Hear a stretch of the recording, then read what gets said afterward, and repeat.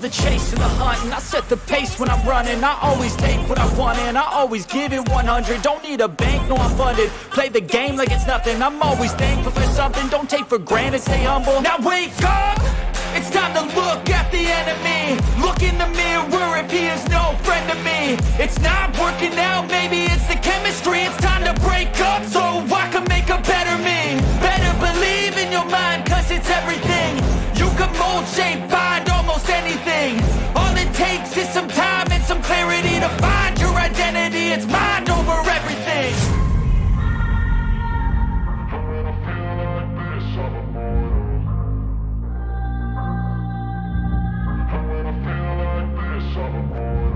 And when I feel like this, I'm immortal.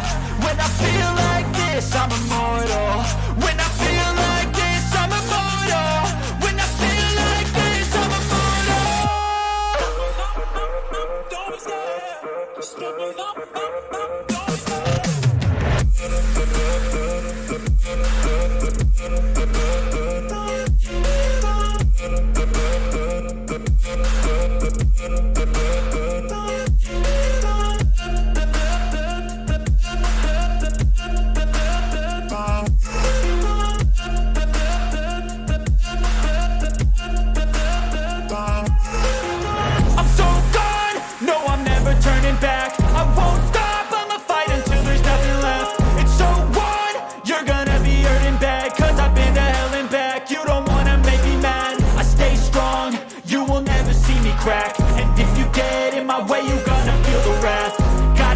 To my face while he's looking back. Mirror breaks after math. When I hate, I attack. When I feel like this, I'm immortal. Booty. And when I feel like this, I'm immortal. When I feel like this, I'm immortal. You hear me, right? Conmen, thieves, degenerates, lowlifes, thugs, criminals. You're my #1 customer.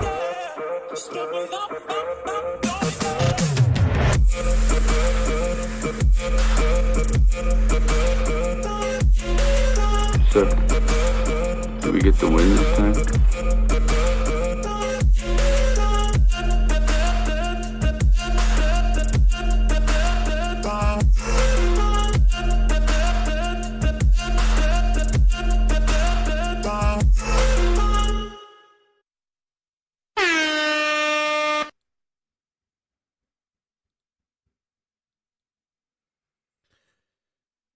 Yo, what's up, grinders? How you doing?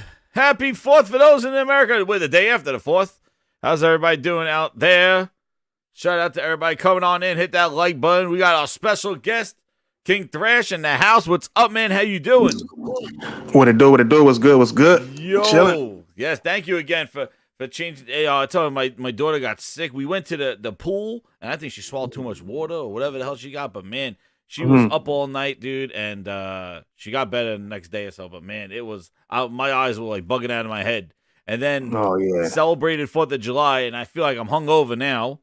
I was telling Thrash earlier, I took a nap. The last time I took a nap, I must have been a toddler. Grown. I took a nap. Man, I woke up. I still feel tired. I'm taking a nap. God damn it. Well, man, oh, man, welcome, everybody, coming on in. Yo, I didn't even know where to begin. There's been so much stuff going on with just the drama of the courtrooms and the Twitter drama. Oh, my God, people, Elon Musk doing his thing, routing up the crazy people on Twitter, and it's just been wild stuff going on, and I didn't even know where to begin. I don't know where to freaking begin. Like, I've been dabbing into Final Fantasy, but again, I haven't really, like, I'm only like 5 hours into the thing. I want to just sit down and do it, but with all the stuff going on, with the kids and then the holiday and stuff, I'm like, I just want to sit down and play the goddamn game. Instead, I've been dabbing into, I dabbed into Hive Busters. I was playing that. I played in just like some like quick things I've been playing, and I really want to get into the Final Fantasy because, man, I love the combat in that game, man. It is wild, and and then I got to do my VR stuff. Synapse came out. I got to get that and play that, man. I just want to do so much stuff, but life is getting in my way right now. I want to be doing that stuff. And then what I'll do is just browsing the Twitters, listening to YouTubes. I'm like doing all the passive stuff because like to sit down and just play. I'm like, I just want to play, dude, and just, everybody leave me alone.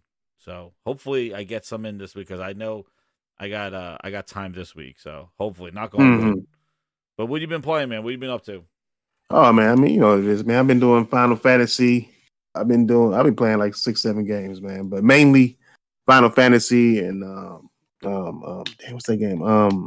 The remake. Dang, I don't know why I can't think of the name right now.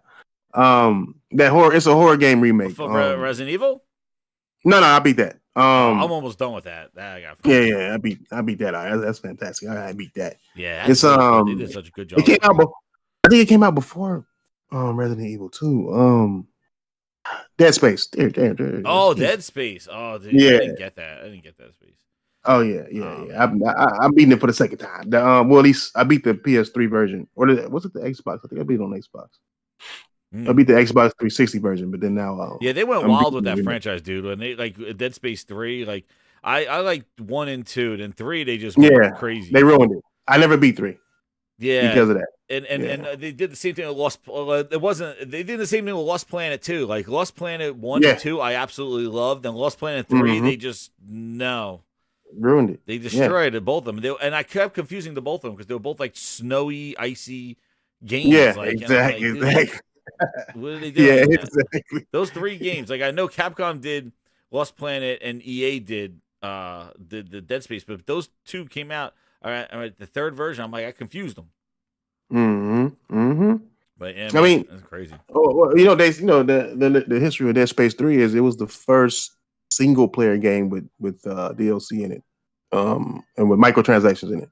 Oh, yeah. It was the first one. Yeah, so that's why a lot of people had a lot of conspiracy behind it because people was mad at the fact that it had microtransactions in a single player game. Like it was the first time that ever happened. Like, yeah, dude, Lost Planet was my favorite. Dude, I'm gonna tell you, like you have those gaming moments and stuff. I'll say Lost Planet 2. I played co-op in that, and man, there's a way that you could combo your ultimate power or something like that, and I was playing. Me and this guy were fighting this huge. I don't know, these alien things, man. Lost Planet 2 was crazy. It was almost like Monster Hunter in the size of these enemies and stuff, and especially with the technology that was there. But man, I called down some ultimate like lightning hammer thing that came down. The guy called his ultimate at the same time we comboed it. I didn't even know you could do that. And I was like screaming, going, holy shit! Like it was just the craziest thing that happened. It was like one of those ultimate like Super Saiyan like moments where like Goku just goes opposite, like just shit just blows up on the screen. Like what the hell is going on? You know what else? I felt the same way in Final Fantasy 16 when they did that beginning fight. Like when you were fighting. And you're fighting the Phoenix, and dude, the things that just explode, and you're like, "Holy shit!" What the, man, what's going on, dude? It was crazy. Final Fantasy is something else, dude. I tell you, man, they did such a great job with that game, man. It's like they modernized it so much. I could see why some people are ticked off because those other Final Fantasies much slower, much like a lot of narrative. This one's more of like the kind of story building they do. This one they throw you right into it. The hell's going on. People just getting killed. Characters you just found out about, they just die.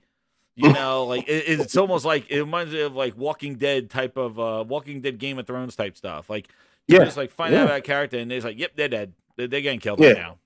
Like was it an axe? Hold on, like I thought you were gonna be. And what's so funny is that they start the game, and I don't want to spoil it, but they start the game with like you're with a crew, and like that crew, you think like, oh, this is Final Fantasy 15. He's gonna be rolling with these guys, and that crew, that crew didn't really make it. No, that crew is like, the crew, yep, nope. And I don't know if they did it on purpose, but it was just so funny because like I'm like, okay, I see. Hey, now he's part of this. And he's gonna be rolling with these guys, and they're like, dude.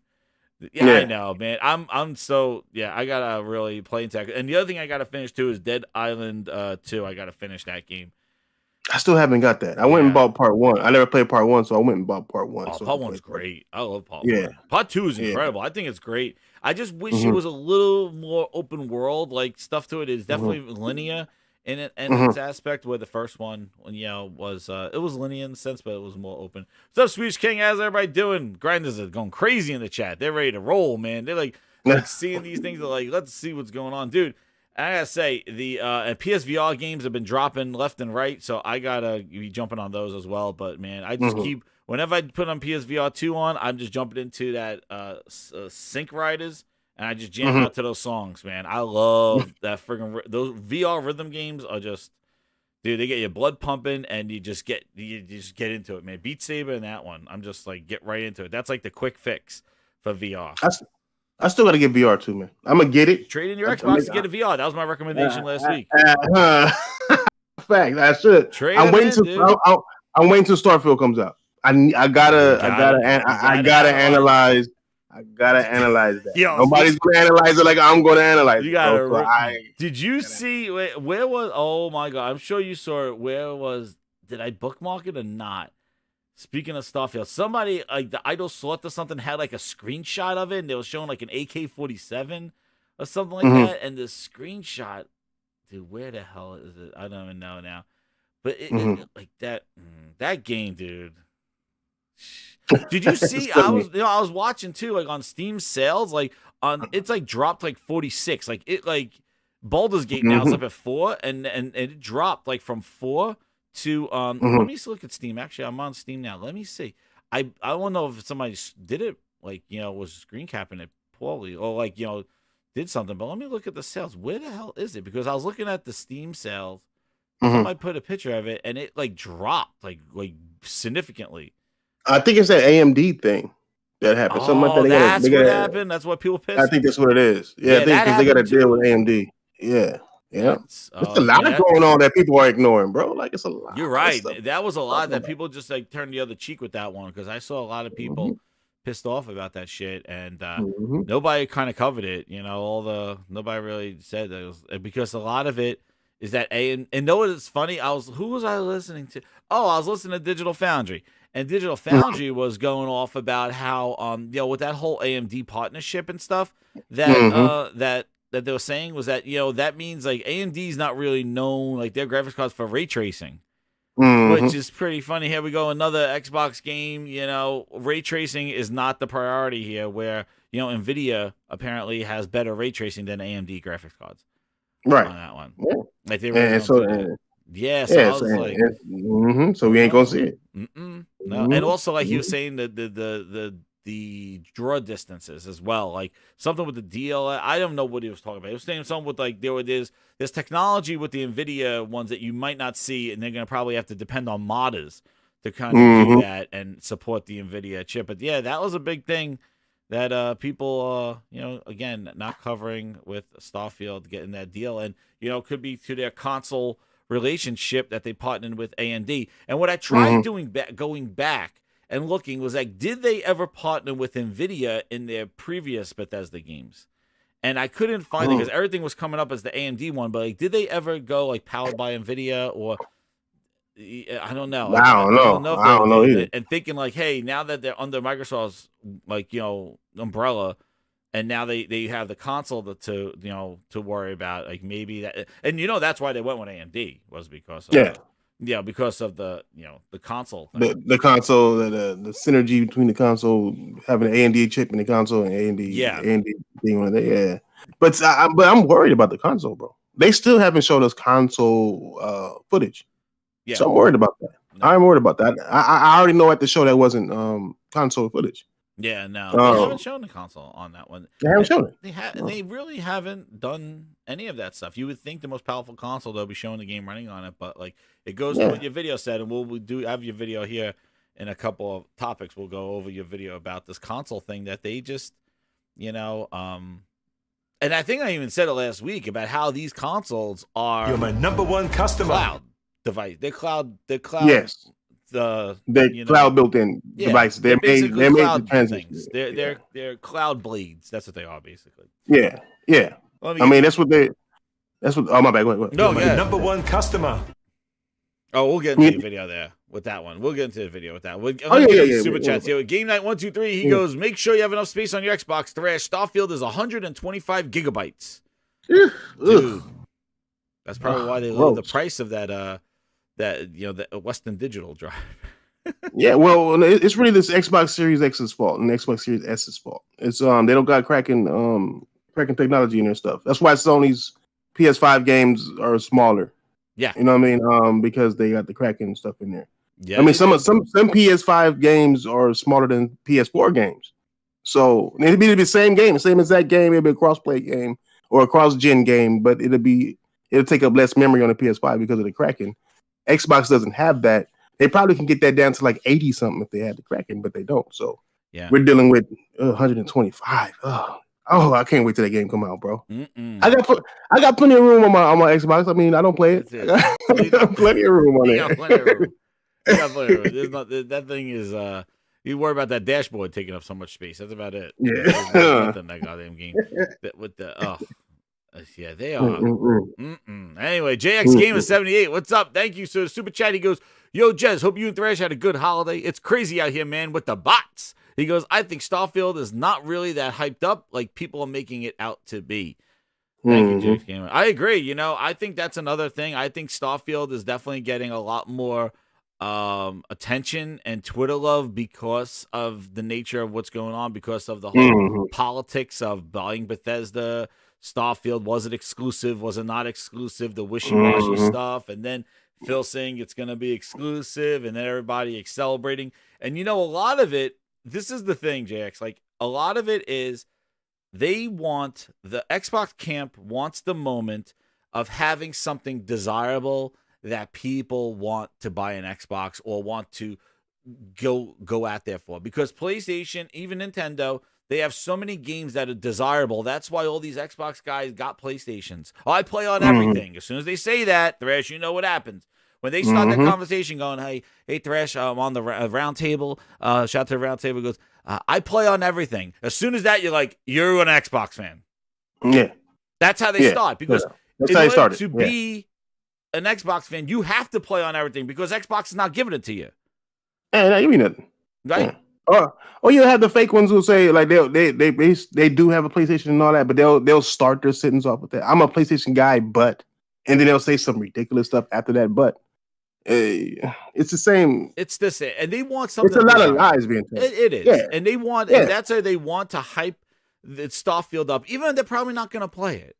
They're just going to hype it up because they want it to look like Xbox has something that you guys don't have. Like, I got this, you can't play. And that's kind of what it is. Even though you don't need Xbox play. I just put a video out on that today, on something like that today, to where it's like what's sad about Xbox fans is that their Xbox good news is PlayStation bad news. That's their good news. Yes. Our PlayStation fans' good news is new games. You know what I'm saying? New blockbuster hits, yada, yada, yada. Xbox fans is good news. If you haven't noticed, they're always hype about something that is bad news, or they make it bad news for PlayStation. Even when they got an exclusive, it's not that they like the game. It's like you said, it's PlayStation don't got this. That's it. Their good news has to be like made as PlayStation bad news. Yeah. And it goes with damn near everything that happened. The Activision deal makes no difference to them. They're getting Call of Duty regardless. In the Activision games, regardless, they have absolutely nothing that's new. The only thing that can possibly happen is that stuff won't come to PlayStation no more. These guys don't even like Call of Duty like that. You know, like these same guys don't even have Call of Duty on their shit. You know, it's just it's sad. It's sad. We're in sad times with that. Yeah, that's why I like this whole Activision deal, dude. Like, it's like people that they're like, oh, I want Call of Duty in Game Pass. I'll try it out. It's like, you don't even play the goddamn game. Really, you got to wait for it to go in Game Pass to try out Call of Duty. And I'm like, people that played this game religiously do not want to see its demise, because now it's becomes this, this wing of Xbox that just basically just like, hey, pumps out money, no innovation, just keep doing what you're doing and let it ride. And that doesn't, and we've seen this too with the purchases and stuff. And again, these topics, we're going to float around these topics, but like one of the things I want to point out too is that, we've seen this, like when you're under the umbrella of Microsoft, the motivation to do much more seems to go away, because now you got the security blanket that, the game fails, the game comes out, it doesn't really affect them, because like they got the security blanket. But if your company's bottom dollar depends on the success of this game, you're going to make sure that it is polished or whatever to the T and make sure that it marketed effectively in that way. But like, and I always say Redfall, would a Redfall come out the way it would if it was not on Xbox or not owned by Microsoft? Like, I think Bethesda would have said, whoa, like ZeniMax would be like, yo, we can't release Redfall like this. They would have kept delaying it. They would never release it in the state that it was if they were not owned by Microsoft. But because they're owned by Microsoft, they could kind of get away with it. And it's in Game Pass. Oh, they get away with it. Yeah, exactly. And we're the end user, and it's like, okay, so we're just a dumping ground for stuff. Like, we'll fix it later with this. Like, that's kind of the motif that Microsoft has been doing with this engulfment of the industry and Game Pass. And you see, it's live or die by Game Pass. This has no, and they stopped innovation because all they want to do now is go buy established franchises or just companies that are just pumping out games and say, you're going to be pumping it out for Game Pass now. That's all they want to do. Yeah, they want to break their way into it's all content. Like Bleeding Edge, like that was a game that Ninja Theory didn't want to put out. That was a game that they shelved. They had it on the shelf for obvious reasons. It's already canceled now, so they already knew it was going to be a failed game. But because it was a game that was already almost done, Phil Spencer like, no, I own you now. We're going to finish it up, and we'll put it on Game Pass. But it didn't care about quality. You know what I mean? None of that. Just we're gonna have content and keep people coming and exclusive to this. And it's like, how many times have we seen the same thing happen to Redfall? That company wanted them to not. They was hoping Phil Spencer would cancel it. Yes. You know what I mean? They didn't like the direction I was going in. Yeah. No. Yeah. So it's not even about what gamers. I mean, that company genuinely wanted to make a game that gamers would like. And Phil Spencer was like, "Oh no, that's not what we do here. So what you gonna do is put out this game? It's not what we do here, bro. You know where you at now, like." And it made them put it out, bro, and charge $70 for it. Either you get it on Game Pass or you pay $70. It's crazy, man. It's crazy. That's the state of gaming. Where are those $70 warriors right now, dude? Like, oh my god, last year you couldn't get rid of them. No, you couldn't. Remember how much they were getting on PlayStation games being $70 and Forspoken. Oh my god, Forspoken, even the PC guys. I don't even hear the PC guy. Oh, Forspoken, Starfield $70. What you gonna do? You know what I'm saying? What you got something to say about that? Oh no, we quiet. Yeah, Redfall $70. Nobody said it. Man, Redfall was incomplete and looked horrible and did not play well and had bad AI. All this stuff. And nobody was complaining about $70. But meanwhile, they said the animations were the same in God of War and Forza, and Horizon. She was using the same animations. Oh, why is that $70? She's using that animation to jump off the tall neck. I remember somebody on Twitter posting that. It's like, is this worth $70? She's using the same animation. It's like, really? God of War using the same animation to get into the canoe. Yeah. But nobody says nothing about Gears of War having the same ladder climbing with one hand animation since part 1. Now Redfall, just like not having full features. Has anybody, any Xbox fan who's loving Redfall, did they tweet out, "Hey Phil, instead of liking my tweet and congratulating him or wishing a happy 4th of July, say, hey Phil, where's the update, the 60 frames per second update for Redfall? I've been waiting for it to play." Remember how people said they were going to wait to play Redfall until the patch comes out? Those people have nothing to say on Twitter to Phil. They say, congratulations, happy 4th, enjoy your beers. Phil and Court, we love you. And you're my number one says, customer. Hey, Phil, how's that update that you cried on the goddamn XCast podcast saying it's on you and all this shit and that it's on track, he said. It's on track. They even put a patch out for Redfall. No update on the 60 frames per second. Nothing. Did they patch in the pop-up streaming times and stuff? Did they fix I don't know what the hell they patched in, but they didn't put no 60 frames, and I still think the benches are hurting the vampires. God damn, the vampires can't get around the bench. Or park bench. Dude, that was ridiculous. The guy was flying across the map to attack me. As soon as I got behind the bench, he was stuck. Stuck right there behind the bench. He was stuck. He did not get around it. It was like a classic 8-bit video Nintendo move. I'm like, are you kidding me? I remember sniping. I remember trying to shoot. In fact, I remember trying to shoot, and I was shooting with a regular gun from a long distance. and like the bullets would like disappear in a puff of smoke, like literally a puff of smoke. The draw distance killed it. Yeah, and then so I used a sniper. And I shot him with the sniper, and I mean, I'm like peeking behind the building. Like, there's no way, but it should have seen me on the first shot, man. I shot that thing from far away. That motherfucker must have teleported to me so instantly. I'm like, man, like, what's the point of me having a sniper if I can't snipe nobody? Like, what? You know exactly where I'm at. I'm a sniper, dog. Like, damn. At least give me 2 shots before you on my ass or something. But like, damn, like, Jesus, it's like, man, they didn't really think that stuff through, because the guns don't even have an advantage. You just using them to put a bullet into them, and that's it. Yeah, you know, like you're just trying to get to stun them away. Like that gunplay is really poor. The AI is the worst. Like that is horrible AI. Like that is just the worst AI in that game, and like it had a lot more problems than the 60 frames per second. But the thing is like that was a feature that everybody they made such a big deal about, but I don't see one person asking, where is it? No, everybody's moving on. They're like, oh, let's move on. Like, and they moving on. And it's so, it just grinds my gears. And speaking of that, Liquid Data goes, VIP Grinder. Well, I got to shout to the VIP Grinders. He goes, what are we doing here? You're my #1 customer. He goes, lots of respect for Jez and Thrash. Leave Xbox alone. They're crying, dude. They're crying, dude. They will never, as long as they got their executives, everything is a-okay. And that's where, the issue is about, I'm going to jump right to that whole thing. Let me get it to JX Gamer again. He goes, it's Game Pass and nothing. Microsoft wants to destroy the whole industry, and Xbox don't bat an eye. They don't bat an eye, he says. Yeah.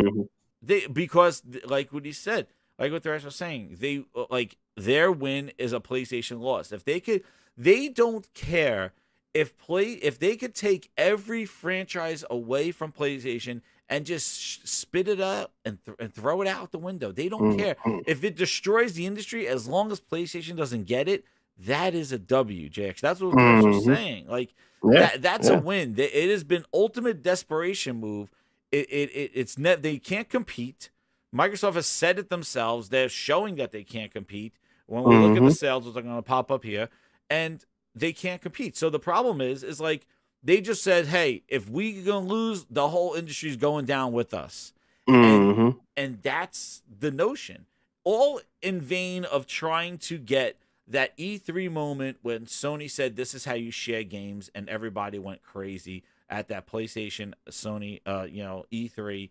That moment is forever haunting an Xbox fan, and they want that moment back.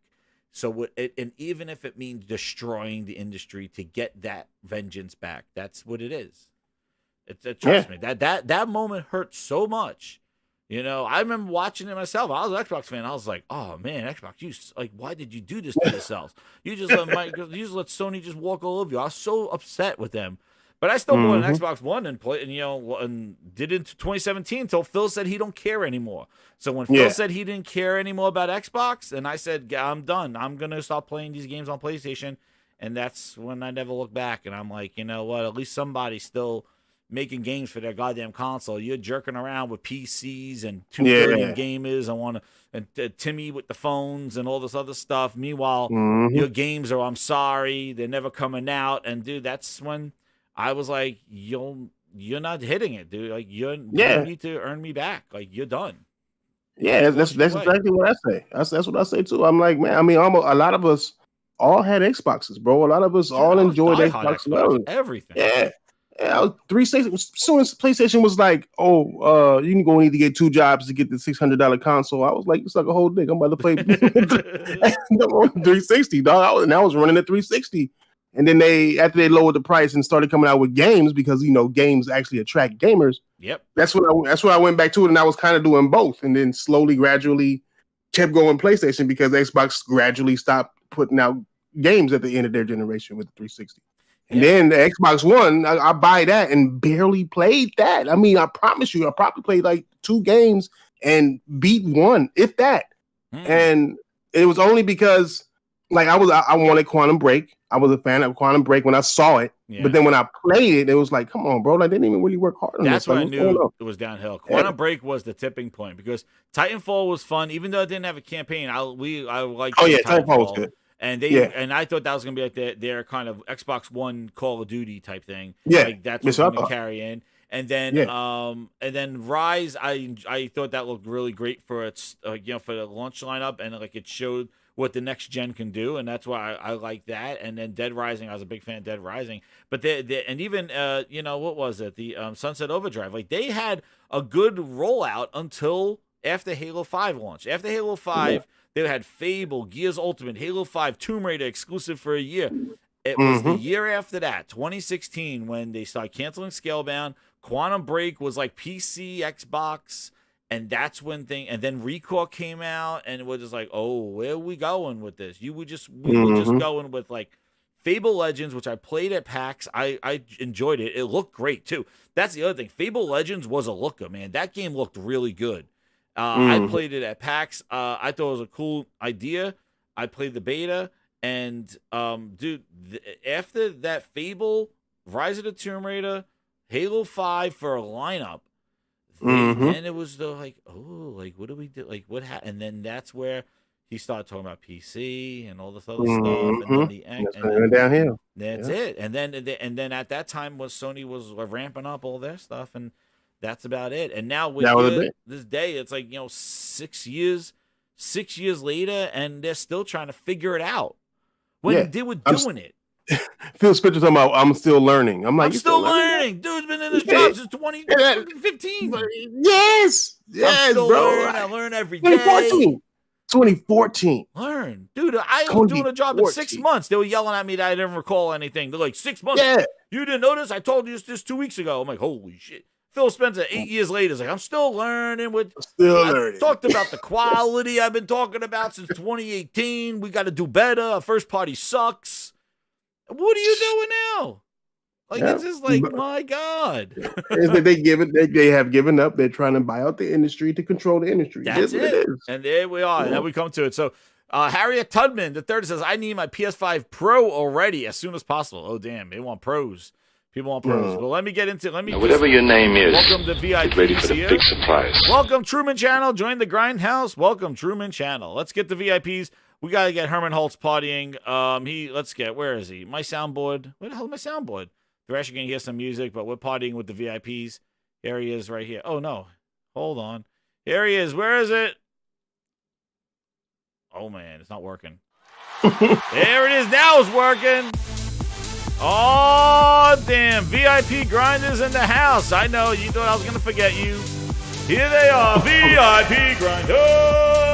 And look where True Virgil is. Sitting right there. Low-hanging fruit. Low-hanging quality nuts. Shout out to the VIP Grinders partying at the bar. Herman Holtz is serving Long Island iced teas because it's been a hell of a week. So everybody, get your Long Island iced tea from Mr. Herman Holtz as you celebrate in the VIP Party Grindhouse. And if you want to be a VIP member, hit the join button and get those sexy emojis here. And you can even chant True Virgil's name in the club as you're partying with him there, as he hangs dangling there next to Quality Nuts, hanging out over there. Shout out to everybody. Thank you again for your support. Thank you again, Grinders. The VIPs in the house. We got them all in there. Dude. That True Virgil. He can't get away. He can't get away from it. You know, they keep gifting VIP members. And that's the thing. If you gift VIP memberships, we keep True Virgil hanging by those nuts. He keeps getting renewed. I don't know his luck, man. Like, it says True Virgil got another membership. I'm like, oh, damn, that's another month of nuts. Franks and beans. You better be watching. I'm going to tell who's Aaron. Aaron, better not accept those friggin' things, Aaron. I'm telling you right now. You accept one of those Grindhouse gifts, you're going to go right next to True Virgil. We'll have the left and the right nut right there, Aaron. So better be careful. Oh, shit, Ron M just gifted VIPs. Be careful, Aaron. You better be dodging those VIPs because if I see your name, you're going right next to those nuts. Let's see. Oh, shit. Let's see. You just made the list. Zero Steel is a VIP grinder. Josh is. Welcome. Niku8910, welcome. A Virtual Dan Man, thank you again, Ron M, for those VIP memberships. You just made the list. And welcome in there. Better not, yo, Aaron better be dodging that shit left and right, man, because he's going right next to True Virgil. Mm-hmm. I better be careful. Better not accept gifts, because the Grindhouse will give you gifts. You just made the list. The gift of the right nut you'll get. That's what you're going to get. Better be careful. These bots in here, man. You trolling the chat, you're going to get trolled on the VIP board. Oh, facts. Oh, So yeah, Aaron anyway, known troll. Talking about these sales, dude. So this came out here. Again, you know, this leave it to Brazil to leak the sales numbers of the friggin' where is it? Where the hell is my friggin' display? Damn, it's one of those days. Oh shit, Robert Lawrence is going. Robert Lawrence, thank you again for VIP membership. Who's gonna get it? Number one customer. Who's gonna get it? Use those emojis. Veja, yes, that's a quality VIP there. Veja's been here for a while. Congrats, Veja. Congrats, how you doing? We're gonna give we'll give you the quality ones here. There we go. We'll give you the headlock Herman. We'll do that one. Robert Lawrence with another gifted membership. Yo, Aaron, you better get over here. Lorenzo Costa got the VIP. There he is. Welcome, Lorenzo. Welcome, Lorenzo. Thank you again for giving those VIPs. Holy crap. But yeah, so did you see these sales here?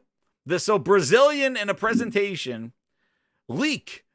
A leak, you know, because Phil is not going to share sales numbers to anybody. God damn it. The guy's got the courtroom up his ass. He still won't tell, he still won't say. He's like, I'll lie about everything else, but goddamn, I'll get the chair before I tell you what our sales numbers are. They redacted every number, any number, no matter what it was. They redacted all numbers. It's like, dude, he's like, he goes, you know what? I'll go in contempt of court. I am not telling you the numbers, the sales numbers, not right here. But Phil, you're under oath. What are the subscribers of Game Pass? I will take the chair. Take me a death row. I will not tell you.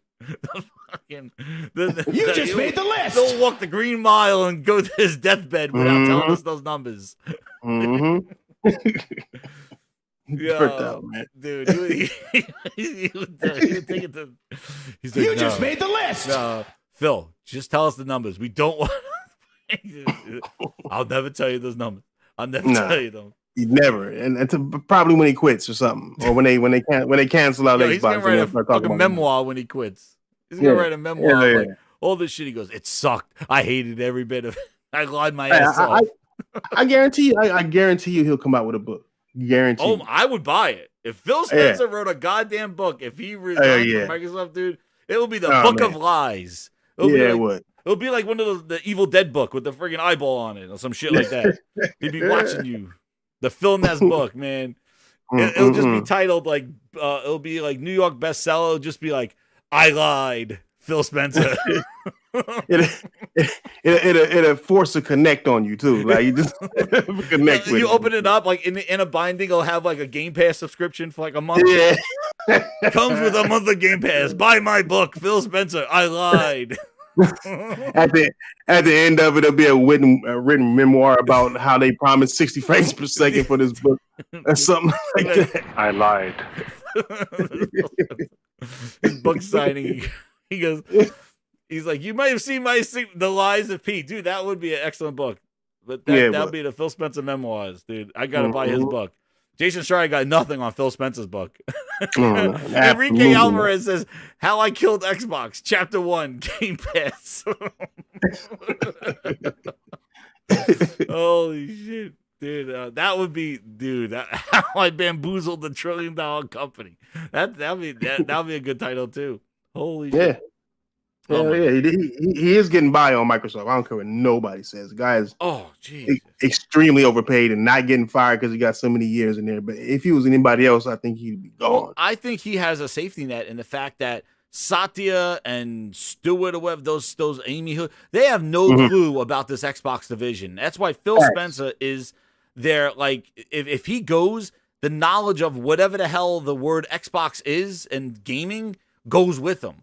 That's why they're keeping him there. Because trust me, the performance that he has right now, he would have been out if somebody knew better than he did. But because he's been in it for so long, and he's like the last remaining kind of like original Xbox person there that knows the business of gaming, that has a safety net because they will not let him go. They will not. Because if they have anything about gaming, they're like, Phil, like, they pick up the phone. They're like, somebody said something about gaming, Phil, and they call him up. They're like, Phil, where is he? He's like, yes, gaming, answer, Phil, Satya on the phone. Somebody in an interview asked me about gaming, Phil. We haven't. We just launched Zelda, right? No, Satya, it's not Zelda. We launched Redfall. Shh, it's different. That's what he said there. He goes, we that Zelda game. We're doing good, right, Phil? No, Satya, we didn't do Zelda. God damn it! How many times I gotta tell you? It's not ours. Yeah, Star Wars. We're releasing Star Wars next. The new Star Wars. It's Starfield, Satya. Jesus, get your shit together. Oh, I thought it was Star Wars. We had the franchise, Star Wars. I thought it would be huge, And then they look at the slides and it says Star Wars launching in September. They're like, no, it's Starfield, Satya. God damn it. How was The Last of Us doing? That was Redfall, Satya. That was Redfall. That's basically none of us, dude. Nobody's playing it. None of us. That's the none of us. We're playing that thing. He goes, oh my God. He goes, we released that one with the father and son. It was a great hit, right? No, that wasn't. No, that's not us either. Shit, what the hell did we release? That cartoon game that I showed you 2 years ago? Yeah, the cartoon with the book? You released that shit? Yeah. So the father and son game with the gods, that's not us? No, Satya, that's not us. Shit. Jesus, Satya's like, damn it. We do suck. They gotta be clueless. They have to be clueless, bro. They gotta be clueless. I mean, you can tell when they got on the stand, they were pretty much clueless about. That's how I know. Look at their emails. Yeah. That's when we go over the emails, dude. Like they are clueless. They are clueless. Yeah. Phil Spencer, like redacting, but not mentioning certain things when he was bringing his plan to the board should let you know that they don't even care about gaming. They're not even paying attention to it. Yeah, he had so much information removed that I think he's in trouble now that they know, now that the courts brought it out and that the FTC pointed out, like, why didn't you include Nintendo Switch in these numbers about the market when you brought this to the board? Why? That's number one. That is they sell more than both of you. Why isn't this here? Like, that's but right. Then it's here. He only put it there when it was benefited them. You know what I mean? And it's like it wasn't on that chart when you put it on the EU, man. It was blue and green. There was no Nintendo there. Yeah, exactly. They don't want to put Nintendo there because it'll make them look worse than what they are when they want to use it, or make it look better when they want to use it with the board. Exactly. It just is what it is. Yeah. He goes, Liquid Data goes to 5. He goes, Jez, get off that Nintendo. Get ready for bed. Left my ass off. Oh, no. We suck. That's Satya. He's like, get off that Nintendo. It's like, Phil, that's what I said. Satya calls it Nintendo. They dress him up. They put the makeup on him. They give him the Halo jacket. It was like Phil's jacket. They went in Phil's closet. They took the Halo jacket out. They put it on Satya. They say, stand over here. We're going to put some games on the shelf behind you. We're going to put some pictures of you, like shaking hands. Yeah. It's like, okay, now look at the cue cards. And he goes, okay. All right. It's not Nintendo. It's an Xbox. That's it. Yeah. I think the only game he knows is theirs is Minecraft. And that's probably because that was the first game he allowed, that he spent $2 billion on that game. He didn't want that was one of his first things that he did. Yeah, but Nintendo he knows that. Nowhere to be found on that thing. Well, this is what this is. So listen, we are what, we're 3 years in, just about 3 years in a few months in November. Yeah. By the end of the semester, they are at supposedly 20 million plus of Xbox Series X and S, mind you. Two consoles. This is where everybody seems to be. Oh no, Xbox 21 million is not bad. Not bad.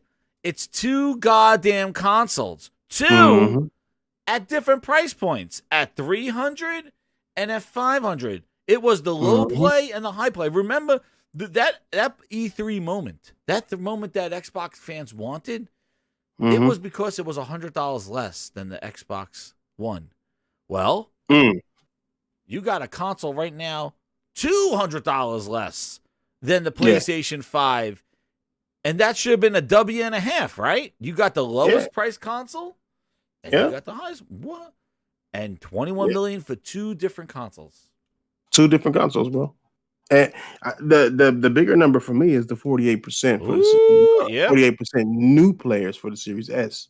So that means that they lost a lot of players. They lost a lot of their regular players, their main players, their mainstays. They did. These are all new players. Not all of them, but 48%. And the Series S makes up over half of the total sales for. There's more Series S's on the market than there is Xbox Series X on the market. Exactly. So more people not even enjoying next gen. They don't even want to know next gen. I know they gave away when they was giving away consoles. They've been giving away S's and not X's. That's their main console that they want to run with. Oh yeah. And I mean, it makes you closer to the digital world, the streaming world and all that. You just made the list. Yeah, it's telling that they're not convincing Xbox fans to move over to next gen, and or Sony has, and they just went to a PlayStation. I know so many people who were Xbox dudes. One of my good friends I know for years. We used to battle, bro.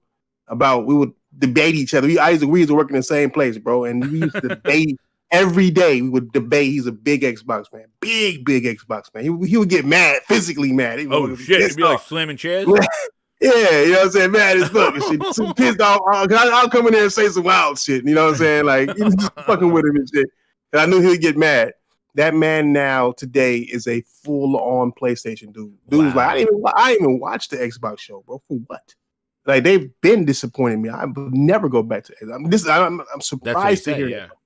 Yeah, but their biggest hardcore fans is like, you're not fans of me. That's basically what he's saying. He's like, I'm a fan of Xbox, but Xbox isn't a fan of me. It's not made for me anymore. It's made for some dystopian gamer that don't give a fuck about gaming, because especially Xbox gaming. They spent you think about it, they spent 20 years building the reputation that Xbox has just to not follow that reputation. It hurts me so much, man. Yeah. That's what bothers me. That's what frustrated me so much. That when people will say, like when I started this thing, like, what grinds your gears? Why are you so angry? I'm like, dude, I supported this. Like, I invested in everything. And then it went beyond Xbox, where I was believing in their Windows Phone and their Surface tablets. And when they said it was going to all be integrated and all the Kinect, like I beta tested the Kinect. Then I bought the Kinect. And I'm like, I fell for all their stuff. And then watched how they just killed off things, and I still kind of just stayed there because I'm like, they had the games that I liked, and it was what it was. But just watch them just devolve their franchises and their system. Like, I who the hell would have thought Halo would have gotten the treatment that it has now? Like, I don't even believe it. That is not a goddamn that should be a friggin'. You want to talk about writing a book? That is a novella that needs to be created about 343 and Halo and what they have done to a franchise that built the console and how they treated it. Like, you hear like, oh, you know what? Halo, back in its heyday, the interest is not there anymore. Dude, that wasn't the thing with Halo. They neutered that goddamn thing. Master Chief came out saying, Chief is here. And they said, chop his nuts off. He's done. Like, we castrized his ass. Like, they killed him and left him on the planet to die. Like, I've never seen some self-inflicted destruction to a franchise that represents your identity as a platform and treat it like that. Bro, the level of disrespect. It's for horrible. the thing that made you a thing. That's just crazy, bro. That's just nuts. That's exclusive. It's like, bro, that's like Nintendo just doing something stupid to Mario. Yeah. You know what I'm saying? Like, just do something. Let's just do some dumb shit to him. Let's just change the whole game. Let's make it a service game. You know what I'm saying? You got to earn mushrooms or buy mushrooms. You know, just some stupid shit. Like, dude, like, what are you doing? It's not just not interest anymore. Like, oh, Call of Duty's better, or this is better, or this shoot is better, Valorant is this. It wasn't that. They destroyed it without content, without story, without features that have been like essence to Halo, co-op, split screen, and all this ambition and everything. Even creating an open world. Somebody would have said to you, "Hey, you know what? The next Halo is going to be open world." People would be like, "Oh my god, that would be incredible!" And they managed to destroy that as well. Yes, it's insane. Like, because it's only one. It's like it's one world. Who does You that? know? It was a one Like, biome, dude. It wasn't even yeah, like that's there what I'm was saying. no snow. Meanwhile, the previous game, you were going from planet to planet. You were seeing where the orbiter lives. You were going to space stations. You were going flying all over the place, like Star Trek. You know, Yeah. and then this one, we land in this thing with some bogus ass Halo pipe cleaner trees and a ring that looks like is built by Minecraft. And Yeah. no It's crazy. snow, no beaches, no Nothing. rain, no No. night, no sunsets. No desert, no Nothing. deers, no rhinos. Animal. Oh my god! All those things that they showed, all of that was gone. It was all gone. They had an underwater robot. You know what I'm saying? Like, yeah, right. Oh, forget about that thing. Yeah. yeah. They had all kind of stuff. Where was that stuff at? Nowhere to be found. Nowhere Nowhere to be found. I don't The get it. disrespect. It was so disrespectful. Yeah, and who does that? And like, and after that, if you are an Xbox fan, like, how do you still? And like I said, if they did that to Halo, there is no other franchise that they're going to if they disrespected Halo like that, and nonetheless, Halo was just a victim of the same thing Crackdown was.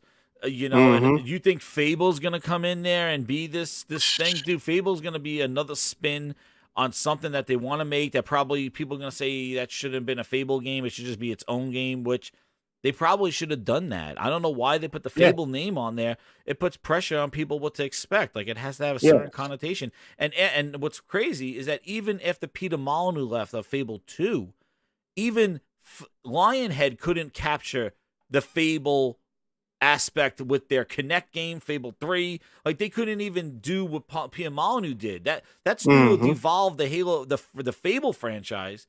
Fable didn't end strong. There's a reason why they shut down Lionhead. Fable wasn't doing it anymore.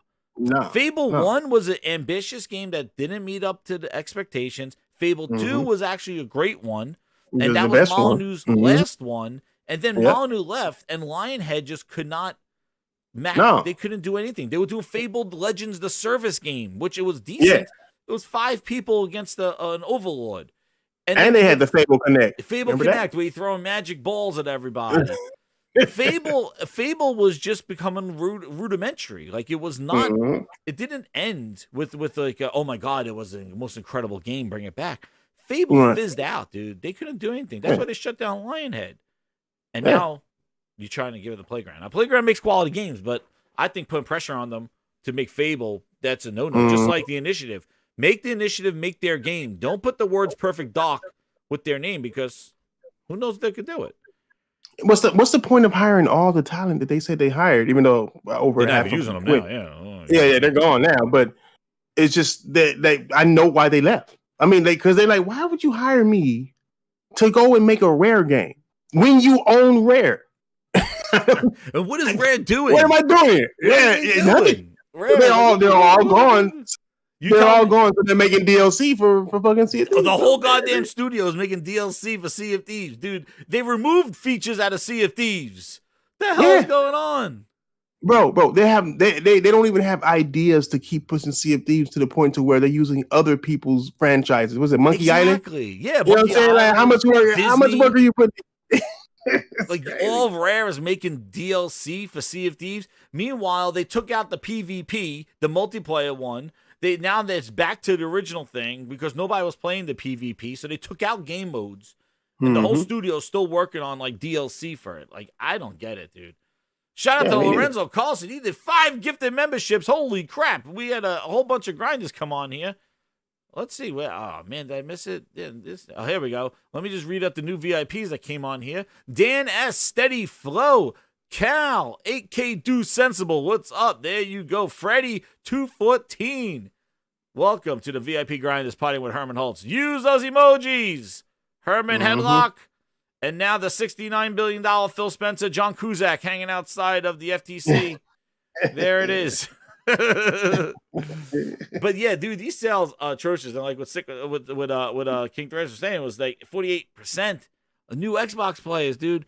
The 21 million right here is heavily swayed in the S, which is really eye-opening because I feel that the S and another thing that came out too was this whole like the the S was their original vision. I remember the Digital Foundry talking some crap where when they went out there, played with magnets, had the breakfast cereal, and was out there grabbing ass for their million views or whatever the hell they're doing, playing with magnets, that they said, hey, this is our that is our mid-gen refresh. We're just doing it at the same You're my number one customer. Yeah, my ass, they said that. Because if they said that, that would have been the news of news, because they led with Project Scarlet for over a year and a half, talking about project name, Project Scarlet, and then announced the X at the Game Awards with Hellblade.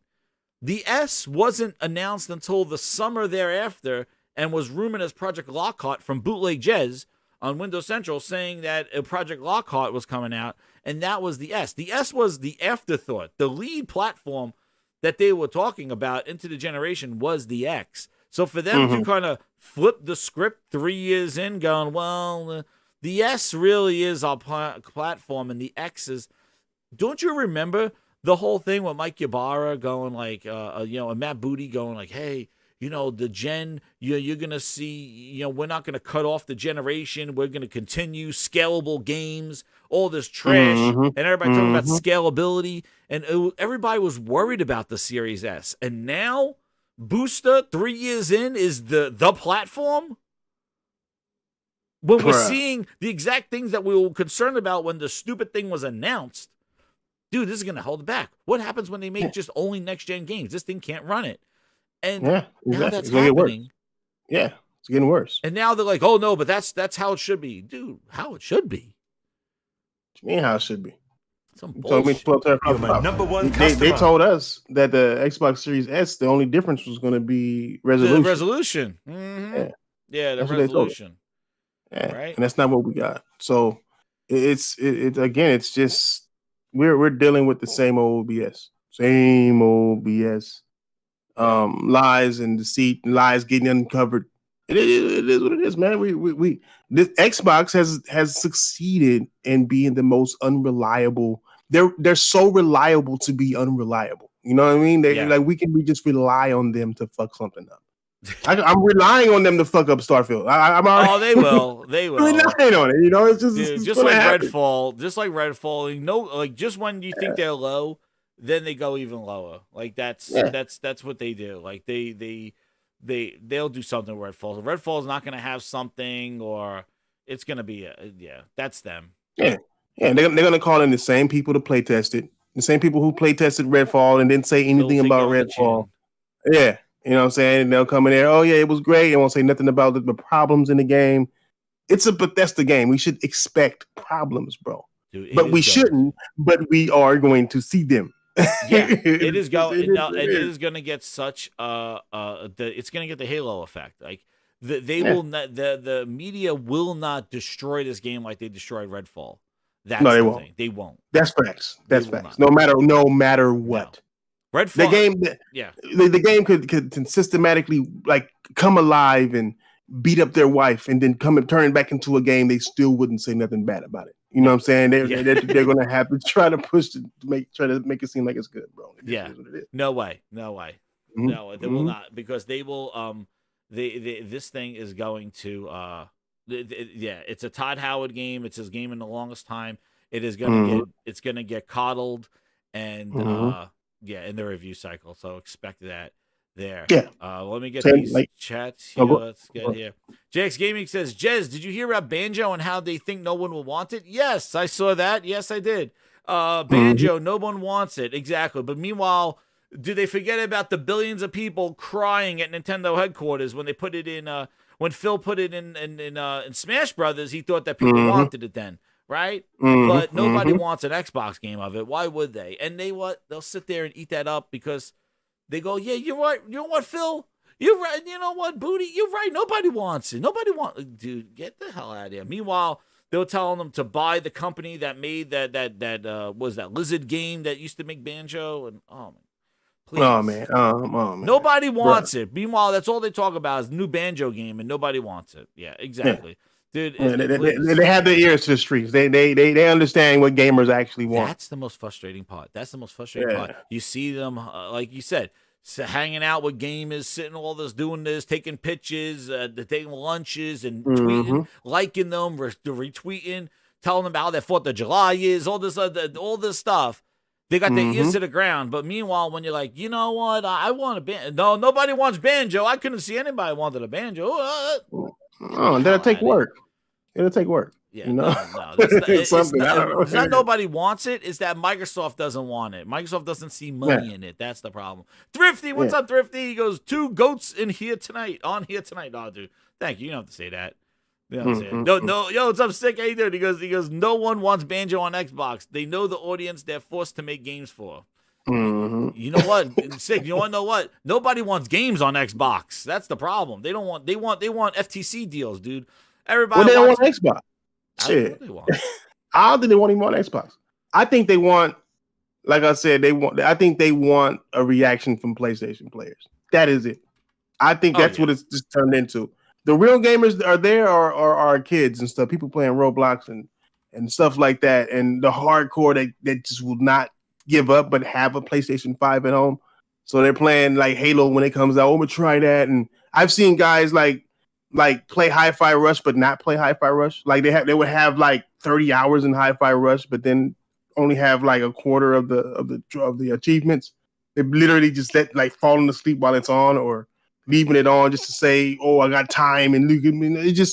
It's why are you tap dancing around video games? Like, these things are made to be played. Why aren't you just playing them? If it's bad, then don't play it, bro. That's the choices we have. It's just crazy. The logic I don't get it. I do not get it. But and then the logic goes to here with the Series S. So the problem, this Baldur's Gate thing that came up. IGN wrote a big article in the developer here, and he goes that the problem is that they wrote here, quote here about the bottleneck here about the Vinky pointed out to an additional issue that the nature of Baldur's Gate 3 development. Larian's engineers found optimization work on the Series S version difficult because as content kept being added over the years, its scope increased. It was very hard for them to do this. This is quote. It was very hard for them to do this when the game wasn't finished yet because of all the content kept on coming. Vinky explained, now they have everything, so they see what they're up against. So it was that scope creep that comes in with a game where they keep adding more and more, and as they're adding more and more, being more ambitious. It's funny, scope creep, adding more and more, where you hear Booty talking about stuff. I know everybody likes the Booty thing. Where is he? Booty is always coming in and scoping things, right? I came looking for Booty coming in here, and he goes, he's always scaling things back, constraint. It's so funny when you hear Xbox, their developer, we tried to doing more with less and taking away. Meanwhile, we hear here, Baldur's Gate, they're doing more and more, and as the game's becoming bigger and bigger, scope creep is now affecting where, hey, maybe before this thing was running to the S, but now what we want, our vision, cannot be done on the S, and there's constraints and compromises that we're going to have to be made. And this is exactly what we're seeing. This is not just like one developer saying this stuff.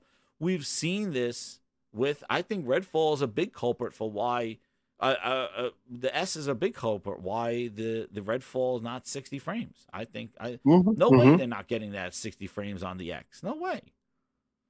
Look at the PC specs. There's no way that's not S. And I think it's the same reason why Starfield. I think the resolution will have to be so low, and the things that need to be toggled off have to be so low to get 60 frames running that it's unplayable on the S. And I think that's another reason why they're sticking to 30 frames on that. I think they would happily put a performance mode in there, because I could guarantee you there will be 60 frames on PC for Starfield.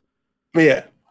I don't think it'll be a cap, because they will just, not only do they piss people off with the NVIDIA stuff, but the AMD stuff, but dude, I think that the next thing will be that the 60 frames is in Starfield on PC. So I think I think a performance mode on the Series S will probably just be too much. Yeah, I think so too. I mean, we see it happening. It's just, we know. Well, we kind of knew it was going to happen. We knew that this was going to be shackling developers down. Developers actually came out before these consoles came out and said that Sony's game console is more optimized and it's way easier to make games for. Xbox can have all the power it wants, but if you got all these bottlenecks, and then if you have the Xbox Series S, where we're forced to make a Series S version of the game, it's just a nightmare to develop for. And I don't know why Microsoft is using this in court. And I don't know why the FTC isn't using it in court, but the Series S is holding back. It's damaging gaming. It's hurting gaming. Just the Xbox existing itself. People saying, I'm pissed off at Phil for not having a pro version of the Series X coming out. And I'm like, bro, do you know that means that developers will have to make 3 different games for 3 different consoles that are the same console? You know what I'm saying? Like, you got 3 different spec things, 3 different spec gauges to gauge with, and the Series S and the X is so far apart in their technology that's like making a last generation game and then a this generation game, and then if you have another one, it's going to be a next generation game. I don't think that developers don't want to. I know, like, you know, it's just another SKU, and everybody was saying, no, the way games are made, it's just scalability and stuff, and then now you're saying. And the same people are saying that, it's not just resolution toggle downs. It's other things. Like, it's inherent. Remember, it's the sandwiches being rendered in space. That's what's causing My ass sandwiches rendered in space. God damn.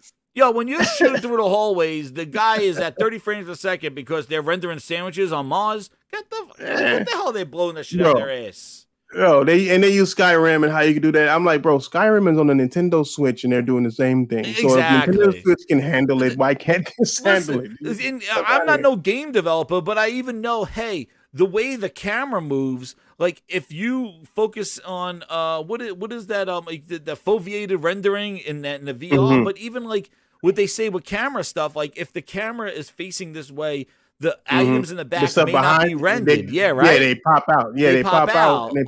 We've seen that happen plenty of times. Memory constraints. Like they don't like have. It's not running full K full blasting and off camera stuff. It's only doing the rendering the best of what you're looking at. And then when you turn around and you look at the other things, like they have tricks like that to affect memory. So you're telling me that this game is running at 30 frames because a physics of sandwiches that are not even on the planet that you're on are being piled up on a spaceship somewhere in space. That is taking away from your daily gameplay of shooting somebody in a friggin' space base. Cut the hell out of here! Full on bullshit. You do memory saving with the same scene. If you're looking left, the right is not being fully rendered to save some memory. But you're telling me about the space sandwiches. That's the reason why. There's physics-based attachments in this engine. Dude, if that's the case, if sandwiches are holding down the performance, fuck the sandwiches. Yes. That's all I got to say. Yes. Get rid of them. Well, if you think about it, too, it's that these planets load in and out. So there's loading screens in the planets. Yeah. So if it's impossible for you to say that it's something running in the background on other planets because this is an open galaxy and a sandwich can be on this planet. You're on this planet. No. They are loading in and out, bro. So that means that they unload things, including that sandwich that's there. All they got to do is load it back, bro. Like, what do you own right now? I heard they know you loading it. Yeah, I heard that you walk into every building that you walk into. It's you have to load into. That's what people were saying who play. There's a load screen to get into. There's a load screen to go inside of buildings, and I noticed that too in the trailer. Like I saw him run up. They ran up, and he went to the door, and then right when he went to the door, he just stopped, and they cut it. Yeah, the same to Redfall, right? When you're saying that all the glitches and stuff that they were cutting. There have been strategic cuts. They have not. What's funny is that, and I always go back to when he showed Fallout, dude. He showed straight up gameplay. He showed walking up to the guy, doing the interview, walking around, creating his character, dude, from like full straight up gameplay with him talking over it.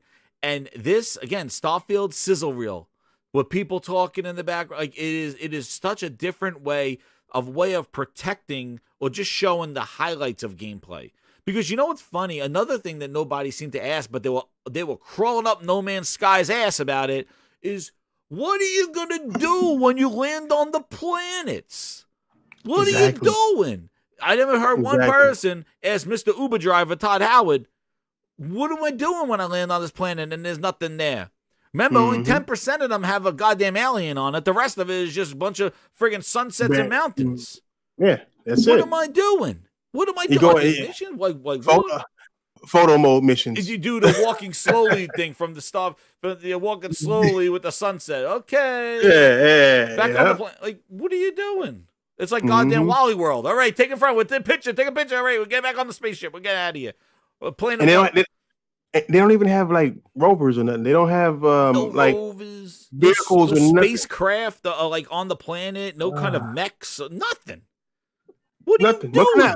What can I I'm enjoy? gonna make a sandwich. Ryan says I'm gonna make sandwiches. I'm gonna open up a deli on the goddamn planet. Motherfucker saying you're gonna have a jetpack. I'm like, a jetpack ain't gonna get me through a planet faster than like a actual jet for the planet or a vehicle for the planet. Like, have you played Mass Effect, bro? Mass Effect had the same thing to where they had planets you go to that were barren, but then you had a fucking rover that you was riding around, and that thing had a jetpack on it. How about you do that? Yes, the rover had the jetpack. Yes. In Mass Effect 1. Yes. That was the first one. Yes, the first one, 360 status. And it's just, I don't understand, but like I said, they just, Microsoft buys these dumbass companies. Oh my man. God. It's And not it's creative. procedurally generated. So it's like it's random shit. So like what does it matter? It's like a never ending random shit going on. And what? They're gonna have a space base pop up where you can shoot. And look at all the guy that they're fighting. He's fighting space pirates. Who are these guys? Like, is this a cult? Are these just random like fodder that just chilling on a planet that nobody's on? Like, what they have not yet to shown a mission on like this game. Like, hey, you get a mission, you go to the planet, you take a mission, you go grab a bunch of cabbages, you bring them back to another planet. Like, what is the mission structure? Go kill these 5 space pirates, go grab 12 cabbages, and I'll give you a mission. What is it? I bet you it's gonna be as basic as you meet a guy on a planet that has people on it in the city or whatever, right? Well, I think it's like 4 of them. He tells you, go collect 5 rocks for me. Or I need 5 pieces this of iron.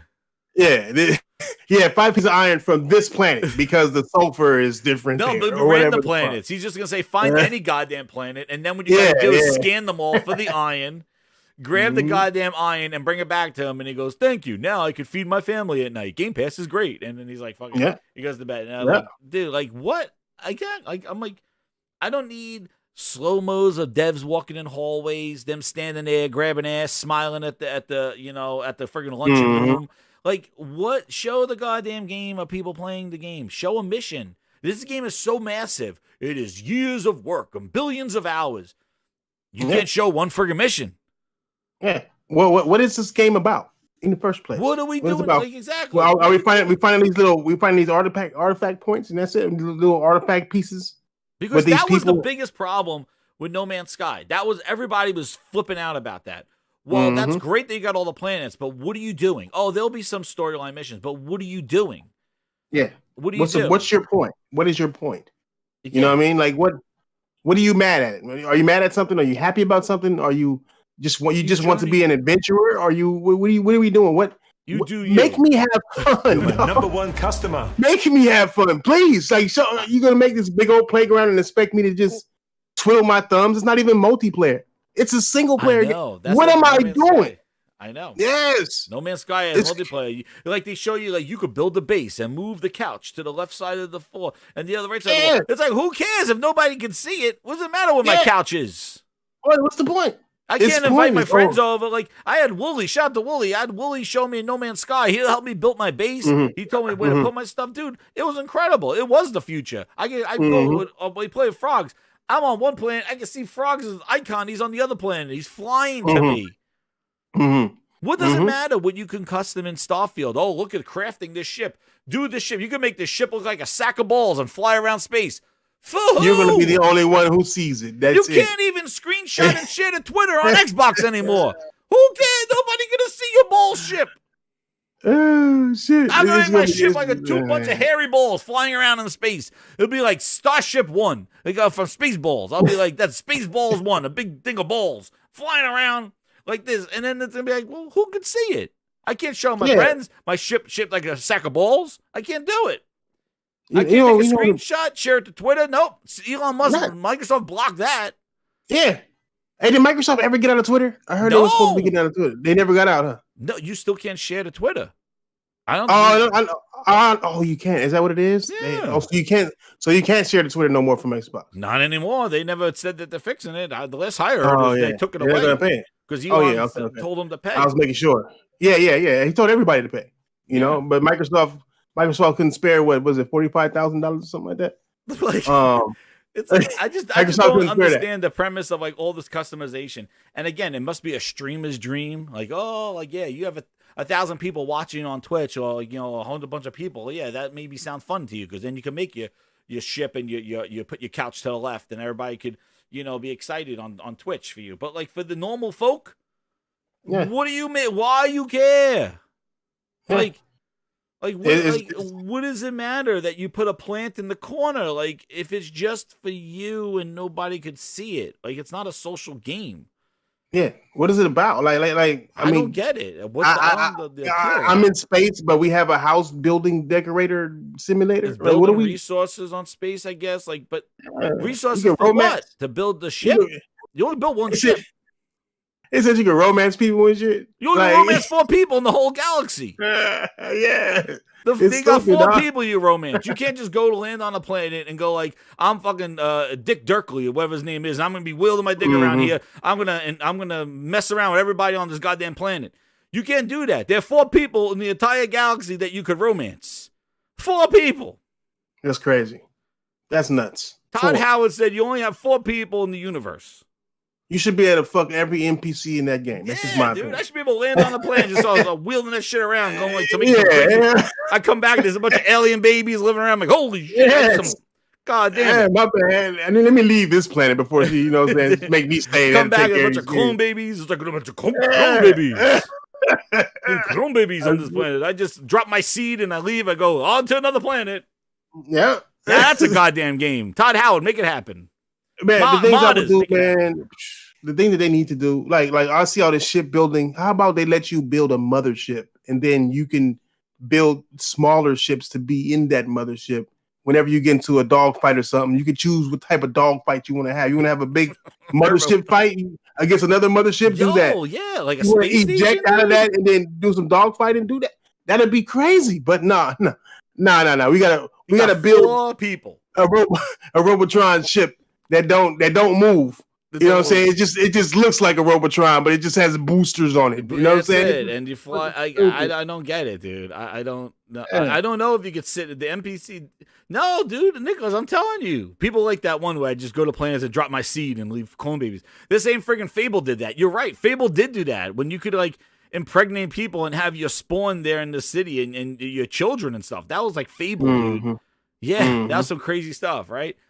But like this thing is just I don't understand all these little Todd Howardisms where it's like you could build all the little ships and play around with them and look and build, and I'm like, well, why, Todd? What is it? It's fun. That's why it just works. It's like, Todd, it just works. It just works. It just works. Like, so I could put a thruster on the front and back and have the ship implode and stuff. Like, I don't fucking know. Like, what the hell? Like, oh man. But I'm telling you, everybody in the grindhouse, I'm telling you right now, get ready. When I get this game, I'm going to land on a planet. I'm going to stand on the planet. I'm going to look around my camera when I'm streaming it, and I'm going to go, what are we doing here? That's what I'm going to say. You can hear the reverb. Man, all I know is, man, is everything that's going on with the Xbox is just... It's sad, dude. Every game. I mean, they had that show, man, and it's just like, bro, I'm not saying that it was a bad show. I am saying that it was horrible. I'm just it was a horrible show. It was a horrible show. I mean, especially the after effects of the show. I mean, that Clockwork game is literally copying off of Bioshock. Yeah, I saw that. Even though I did like the look of that game, that was a surprise of the show. It was beautiful. It was nice, but it was. Yeah, exactly. It's like, yeah. I mean, they did all this giant presentation for Starfield. Do more of that Clockwork. Do more of Fable. Do more of all your other games that's been in development. Like, yes, still drop that shit. Like, I don't understand. Yeah, but that was good. Do something. You know, the majority, like a lot of their show was DLC as well. Oh my god, too much. I mean, DLC. just Yeah, they had like it was like 9-10 DLCs there, bro. Like fucking they had Overwatch 2 DLCs, Sea of Thieves, fucking Cyberpunk. I mean, it just went on and on and on. I'm like, is this another DLC? Like, what are we on? Like, I know. Like, this is your moment. Sony had a bad show. This is your moment. This is your chance to like look better than what you're looking. And this is what they did. And that's what they did. And they didn't give no gameplay. They promised gameplay. Oh, we're gonna let you know it's gameplay. And it'll be like in game, and it'll be a fucking cinematic. Like, please don't fucking play with me, dog. I know. Play with me. Why in the fuck isn't Hellblade showing gameplay by now? Why? This is the third, ready, dude. I don't know what's going on. Third trailer. The third trailer, and you have had absolutely no gameplay. Why? I don't believe that second one was gameplay, bro. I guarantee you that I do not believe that second one was gameplay. Because I'm like, where's the gameplay? The one where she's running and all that shit with the camera angles all crazy. Number one customer. I'm like, where's the gameplay in this? What part am I playing? Walking into the cave, that's about it. Yeah. And then that whole backing out and Nah, the camera was too funny to be able to. How you know where you're going? You know what I'm saying? Like out of a face. Yeah, and shit was like she was getting a spear and shit. It's like, was that a command or like it seems like it was just all cinematic. How she looked to him and said spear, and he gave her the spear and like, nigga, is that a spear button? Like, give me a spear button? What was it? There was no. I mean, it was just all fake. It was just all cinematics, and it's just. I can't stand the fact that they play with gamers so much, bro. No, they just play. And they pander to their parent. Remember, if we just get them to believe in it, they evangelize it. Remember, Phil's quote was like that thing. Like, if we just get them on board, they will evangelize it. Like, he knows, like, you just give them a little seed, and they'll just take it upon themselves, to kind of evangelize it. And that's the whole point. Like, they really that they don't have to do much. Because all that's kind of left there is this rabid base that would, like, if Phill just, like, gives them a glimpse, they just go crazy. That's all he needs to do. He no need to do extra for them because he knows that he just does the bare minimum, and that's just enough for them. Yeah. But one of the things I want to talk about too, while I got you on here too, is about that whole. So you said something in your video that you dropped. I think it was on Sunday. And follow Thresh if you haven't already. I'm sure you have, like, on his channel. Thresh Gaming. But one of the things that he brought up was he said that one of the things that Phill was making an article, and this will lead into the whole the legal thing that went on last week and all this other stuff. But the fact that he was making this point about how, and he, what I was thinking about too, like what you were saying, he even said it too in the that XCast interview where PlayStation makes it hard for them to be Xbox, like things like that. That they want this whole console space thing to just devolve. Like they're it's not lucrative for them anymore. Obviously, they want the cloud. They want to move this stuff to the cloud. That was evident from a lot of things. But like Thresh made a video point, he was saying like how it's not just them that doesn't want in the console space. They want the whole console space to just dry up. Like that whole division of like what Nintendo does and what PlayStation does. They want all that to just end. They just want everybody to be everywhere, and that they will have, because that's probably their strongest play in that, hey, if the apocalypse happens and consoles just go away, we'll be the one when the smoke clears with the content because we basically bought it all. So that will they will have no leverage of exclusive games anymore because that's what it kind of kills their whole business strategy. And just I want to elaborate on that. I just want to lead into that. But Good.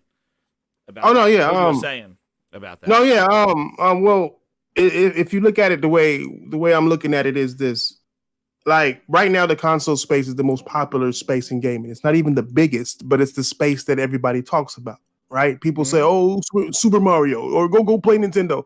Even if it's on a tablet or a cell phone or a PC, it's consoles that take the face of gaming. Right? As far as everything about it, you know what I'm saying? Like I said, even though these other companies are bigger, like or this other markets are bigger, they're not big on gaming. Like console gamers are big on gaming. PC gamers are big on gaming, but PC developers don't make big games like that. You know what I mean? Like to where we got whole TV shows and shit like that. Even though World of Warcraft does, you know what I mean? Though you know what I mean? Yeah. When consoles come out, it's a big deal. It's on the news, everything, and Lines order, around, yeah, lines around retail, yeah. pre-orders, scalpers. all that. Nobody's all of that. scalping PCs. Yeah. You don't see a chick, twerking next to a 3080 or nothing like that. Talking about your 3080, like you don't see that. You see it me or PlayStation or something, So, the thing is that because of that, because the mind share and the view of it is on consoles, and Microsoft can't do shit in consoles. They're trying to buy everything out and trying to hurt Sony and Nintendo so much that they're out of the business to work consoles because they're not going to leave consoles. Sony and Nintendo can't afford. I keep telling people they can't afford it because they don't have what Microsoft has. They don't have what Google have and Amazon have and the servers and all of that stuff. It's very expensive for them to go do the cloud stuff. That's why they don't put their games day and date on there because they can't afford to take that loss that Microsoft and Google and everybody else can. Yeah. Nintendo definitely is never going to do it. No, so way. That's the life and they control so much of the mind share that cell phone gaming will never be mainstream. Where PC gaming will never be mainstream. These services like cloud and all that, it'll never be mainstream as long as these consoles exist because that's just the face of gaming. But if you get rid of consoles and the dust settles, Microsoft will have full advantage as they will have all these people that they bought. They already have the infrastructure. They're trying to make their store inside of Apple and Samsung. They're not even trying to make hardware. They're trying to get their software on other people's hardware, the more popular hardwares. And if that law passes to where Apple would have to open their stuff up to these other companies, that'll be the day Xbox ends. And they're going to try to get rid of everybody else in order to make their business thrive, because that's the only way that they can actually make this happen. Yeah, it's the only way. That console business that they entered in, they want out, but they don't want out and let the console business continue. They want out and want that console business to evolve into something more akin to what they want. Yeah. Yes. They wanted to basically be gone. They want hardware to be through cell phone. Everybody has a cell phone in their pocket. Everybody, all of us, console gamers, we all got a cell phone in our pocket or a PC. Because a cell phone is essential. A PC is essential to households. Even if it's a PC that's not strong, you can always stream games on there. So if you get rid of the dedicated hardware to gaming, that is the mainstream and the main face of gaming, then people would have no choice if they want to still game to play on a device. But if they're on every device other than these consoles, then they will automatically have those gamers who has the leverage. They have console games on a cell phone. Yeah. You know what I'm saying? Thresh, who has the leverage? Oh wait, who's I hear reverb? Oh, hold on, man. It's this damn. I pressed the wrong damn button. Hold on, let me fix this stupid my.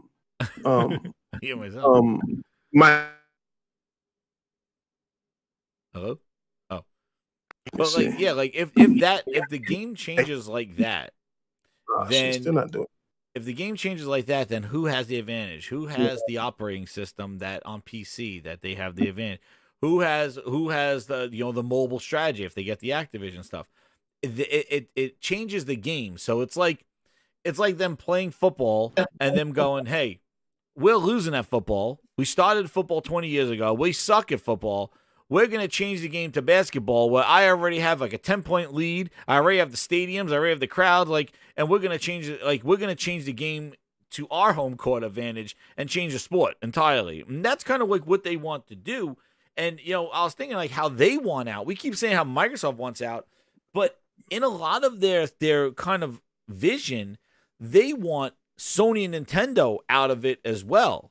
They don't want them to exist. And it's very telling because they're kind of thinking that if they just kind of lead by example by putting their stuff everywhere, and maybe it worked to some extent because maybe Sony would never even consider putting games on PC if it wasn't for Microsoft. So maybe they got a little glimpse of maybe they moved Sony into there and they could say, hey, now let's get them in full throttle.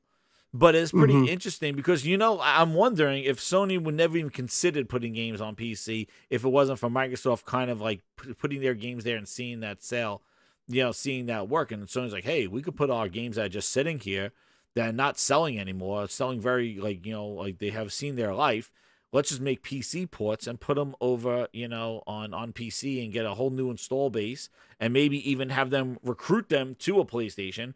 And that seems like more of a PlayStation strategy. See, I don't think they're just putting it on PC just for engagement numbers.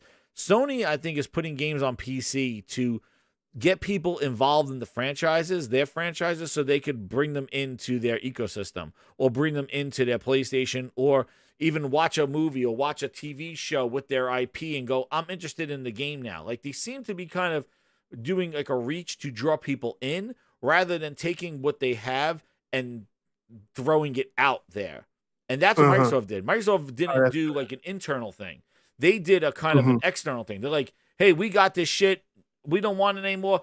Everybody take it. And they just like throw it everywhere. Like, quality, who cares? Just throw it everywhere. Throw it against the wall. See if anybody wants to play. And let's see what happens.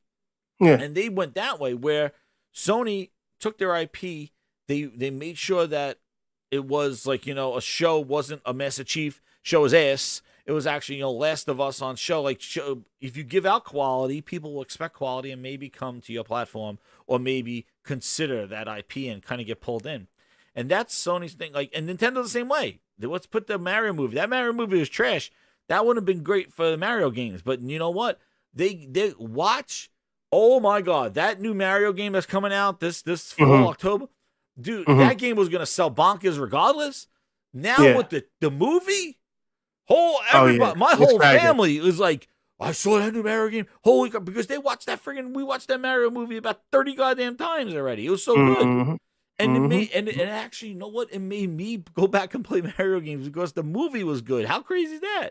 It brings you back. It brings you back, bro. It brought me back. It brought me back to it. And I'm just like, now you're gonna drop that game in October, dude. The hype and then with the Universal with the Mario game. Dude, like that's what you do when you respect your IP. And when I was saying about Halo and, like what Microsoft has done, and just even when they've been putting their stuff out everywhere, it doesn't work. Like, here it is. I have Game Rant's article here. Halo Infinite lost 98% of its player base on Steam. If you told me 5 years ago Halo on PC free, I would have been like, yo, that will change the world. Like, that's going to destroy. Oh my God. That is almost like somebody saying that Half-Life 3 is coming out. Like, Halo free to play on PC. Bro, dude, that would be huge. You know what that means too? It means that even the cheaters quit that Dude, game. everybody quit this goddamn game. Season 4. Dude, they couldn't even get it out. It says right here, 98%. It said it had a total of 272 when it launched. 272,000 during its peak. Now it's at 5,732 users with a 24-hour peak of 6,000. And the current number has dropped to just 3,800. Roughly a 2% of the overall player base remains, and Halo Infinite players are frustrated. Let me give you just a prime example, and I'll get to the super chats. Sorry, Grinders, I'll get to the super chats. But one thing from my own experience, because I got the Ally, right? The Ally. So I've been playing Halo. Because you can play Halo on it, you can play Game Pass stuff. So I've been trying it out. Let me tell you something. You feel it when you hit join multiplayer game in Halo Infinite. It takes forever to join a game. Forever. And what it tells you at the bottom, it says loading map. I'm going to tell you right now, my ass, it's loading a map. It's looking for goddamn people to play with. That's what it's looking for. It says, I'm like, loading map. I'm like, my ass. It takes forever. Go do it. Grindhouse, I'm telling you, I hit just regular. I didn't even pick out a friggin' mode. I just said play multiplayer. It took about like 5 minutes. I'm like, I came back to my computer, my screen went off. I was like, what the hell happened? It said still loading map. I'm like, loading map. And then when you get in there, there's a bunch of people with ones on them and they suck. And I'm like, no goddamn way. These are not real people. How the hell the only people left here are the ones that suck? Those are friggin' bots. I'm telling you, they're bots. That dude was right. They're AI bots. That's what it is. It's loading AI bots. It's coming up with all the AI routines, right, Sergeant? That's exactly what they're doing. Loading map. It's loading AI. That's what it's loading. Because they're not real. Like, there may be 1 or 2 real people playing there, but the rest of them, they're horrible. You would think like the elite Halo players are left because those are the only people that give a shit about the game. No, it takes forever to load up, and when you're in there, these people are horrible. I'm like, I haven't played Halo in months, and I'm going in there just destroying people. I'm like, nah, these people are not real. Like, and it's like obvious stuff, dude. It is like they are just like jumping around and not shooting. You think you're saying they're bots? They're bots. They gotta be bots. They gotta be AI routines or some shit like that. You know, it's so funny is that, and the same thing goes for Gears 5 as well. Gears 5 takes, again, forever. You hit launch game. This game is on everything. You could play it on an iPad. You could play it. Gears now, I'll give it that it's not free to play, right? Halo Infinite takes forever. True, Virgil, you got the nuts in your face. Don't tell me it's a lie. It's the goddamn truth. I hit the guy. You know what? I would even live stream and show you I hit that button. You find matches quick. My ass. That's a goddamn lie. That True Virgil, you're getting the goddamn clown music now. You're getting that. That's it, True Virgil. I was bearing you. That's it. I'm playing it. Goddamn True Virgil grinding my gears. Where the hell is it? Where the hell is my freaking thing? Here it is. Here's your song. Get that tattoo looked at. Sign me, please. I will bend over and touch. Mine is tell me it's better when we all play the make. Sign that ass, Phil. To my face, thank you. Remember, True, no regrets on your chest. No regrets, Phil Spencer. Dude, please get the hell out of here. I hit you. It takes forever. And then look at this. He finds games fast. I just showed a whole article. The 98% of the people left Halo, and he's like, I find games fast. The fucking thing. I'm telling you, my experience matches exactly what this said. Now, Gears, I'll give you, because Gears is basically, it was not free to play. So Gears definitely install base. I could see dwindling. Who the hell knows? I don't even know what the hell Gears on there. But Gears takes forever, too, to join a game. Like, I'm like, clicking the button, just play multiplayer forever. Like, it takes so long. I'm like, you kidding me? Yeah, Go, I mean, Call of Duty right now. Go click Call of Duty. Go hit Destiny and go find the game in Destiny. Exactly. Instantly. Yeah, instantly. Like, I mean, Call of Duty. Fucking Halo has forced crossplay as well. You know what I'm saying? So they're forcing crossplay. You know what I'm saying? And they still can't get matches fast enough. It's just no, that's what I mean. It's everywhere, free to play. It's on phones, and this goes to the point where you're saying they want to end the console stuff. The thing is like they want to end the console, but it just shows where the ignorance lies. Like we were mentioning before, how their upper management has no goddamn clue how this works. Phil is just like keeping his job by just throwing out promises that he can't cash, you know, and he's just like, yeah, well, that didn't work. Bethesda $7 billion wasn't good enough. Let's do Activision right now. You know, like, okay, if you say so, Phil. Like, just because you have a phone in your pocket doesn't make you a customer. Because, like, just because you have a PC in front of you doesn't make you, like, a gamer. Like, the problem is that they have this ignorance where 2 billion people, if we just put the game on a device, that's engage. No, the people have to want to engage with this shit. Like, you can't just have it there and nobody's playing it. It doesn't matter where it is. If nobody's playing it, it could not be there. And that's the whole point of even, like, Call of Duty on a Switch. Like, there was a business reason why Call of Duty wasn't on a Switch. It wasn't a justifiable business strategy. And in the court documents, Bobby Kotick said, like, you know, I didn't know. The Switch I didn't think was going to be good. And, you know, but meanwhile, he's seen the sales of the Switch, right? And, oh, there we go. Sergeant just solved my question. 399 players on Gears 5 on Steam right now. Jesus. 400 people. I'm giving them the extra person on Gears 5. No wonder it takes forever to find that game. And that has forced crossplay. Remember, one of the things they did in their last season update was force crossplay with the console owners. And they did it with Halo too. They forced crossplay because the install bases are so small on the platform. They got to open up the install base. And Phil said that was the future. Cross-platform to keep these communities living, right? Communities will live forever. When we do crossplay, we all win. And meanwhile, they can't even sustain their own shit all over the place. Insane. But no, the other thing that failed, I was just going to show this thing. Where was it? The Azure revenue. So this thing, I got this article sent to me here, where leaked Cork documents show that Microsoft's Azure revenue is actually half of Amazon's. So this was surprisingly where Amazon's revenue was $72 billion and Azure's revenue is $34 billion. And actually, what she was saying in the article was that this was a kind of a surprise because Wall Street knew Microsoft was behind, but they didn't know how much behind they were.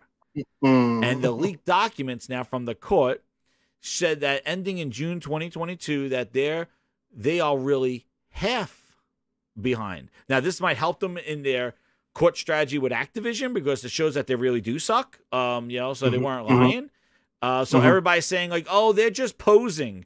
They're just saying they suck, but they really are great. Oh no! They suck again. No, they goddamn suck. That's the thing, guys. They suck. It's illegal to do that in court in the first place. They can't just put on a ruse like, no, we're really first, but we're saying we're last. No, dude, they suck. And now we know about how much. And remember, Azure was the key, and that's why AI has taken over, because he saw that, hey, Amazon, they're doing their thing. We're only halfway there. Look, Azure, the push that they made for Azure, shaking hands, kissing babies, grabbing ass, all that Azure whoring that they did, look what it got them. $34 billion as opposed to their competition at 72. And thank you, leaked documents. That's why I'm so happy this court thing's happening, because this is, now we know how much. Like, they could say we're behind only by 10%. We're behind about 20%. How much? Yeah, they're the real numbers. They're the real numbers. I could probably do. There we go. The 30% behind the lead, the 40%. Yeah, bullshit. Yeah. Now we see how far you're behind. So Azure shitting up the bed. But now, not only that, but the other things that came out here. Another thing that kind of came out was the whole Sarah Bond and what she was saying about their cloud. And actually, we have it here with, where is it here? Tim Stewart. Yeah, shout out to Post Up, who turned lawyer overnight. Goddamn friggin' Twitter lawyers. Post Up did say Tim Stewart, not Rod Stewart, Tim Stewart. xCloud does not generate a profit for Xbox. He states it's not growing users. Okay, there we go. Mr. Business, Tim Stewart. Steven Totillo reported from Sarah Bond, who was on the court. Grindhouse Law in session. Here we go. Discussion over cloud. Microsoft said Sarah Bond testified. That cloud gaming uptake has been limited. Kotek is skeptical overall. The judge says the judge, I'm sorry, this judge might serve this thing, dude, because her questions at the end, dude, it sounded like me telling my grandma about video games. Like, who touched the controller? Wait, don't they do control? What? They plug it into the wall? She thinks all PCs are gaming PCs. Oh, yeah, like, I don't know. This judge seemed like if I was talking to, like, my mom's friends or something like that at a brunch and I'm telling them about video games. Like, you sit in front of a TV and play? Like, lady, you just sat through a week of gaming stuff, and now you're asking questions like, but the people don't use the DVDs and what? I'm like, holy shit, am I just judge? Somebody should have made her read like friggin' Jason Schreier's book or some bullshit like that before she came in here. God damn it, she don't know anything about this thing. Because this judge, she was no clue. The judge is a paid actor. Well, something's up with it. So I think something's up with it when you're having your final arguments or closing arguments, and FTC is having theirs, and she, instead of the lawyers, Microsoft lawyers, putting their points against their points, it's the judge putting her points against the FTC's points. And I barely heard her say anything to Microsoft. You know what I'm saying? And it's Like, just why it are you seems buying like them? she Like, was. what are you doing? Yeah. Like, why are you? What? I'm Nobody like, asked that why? question.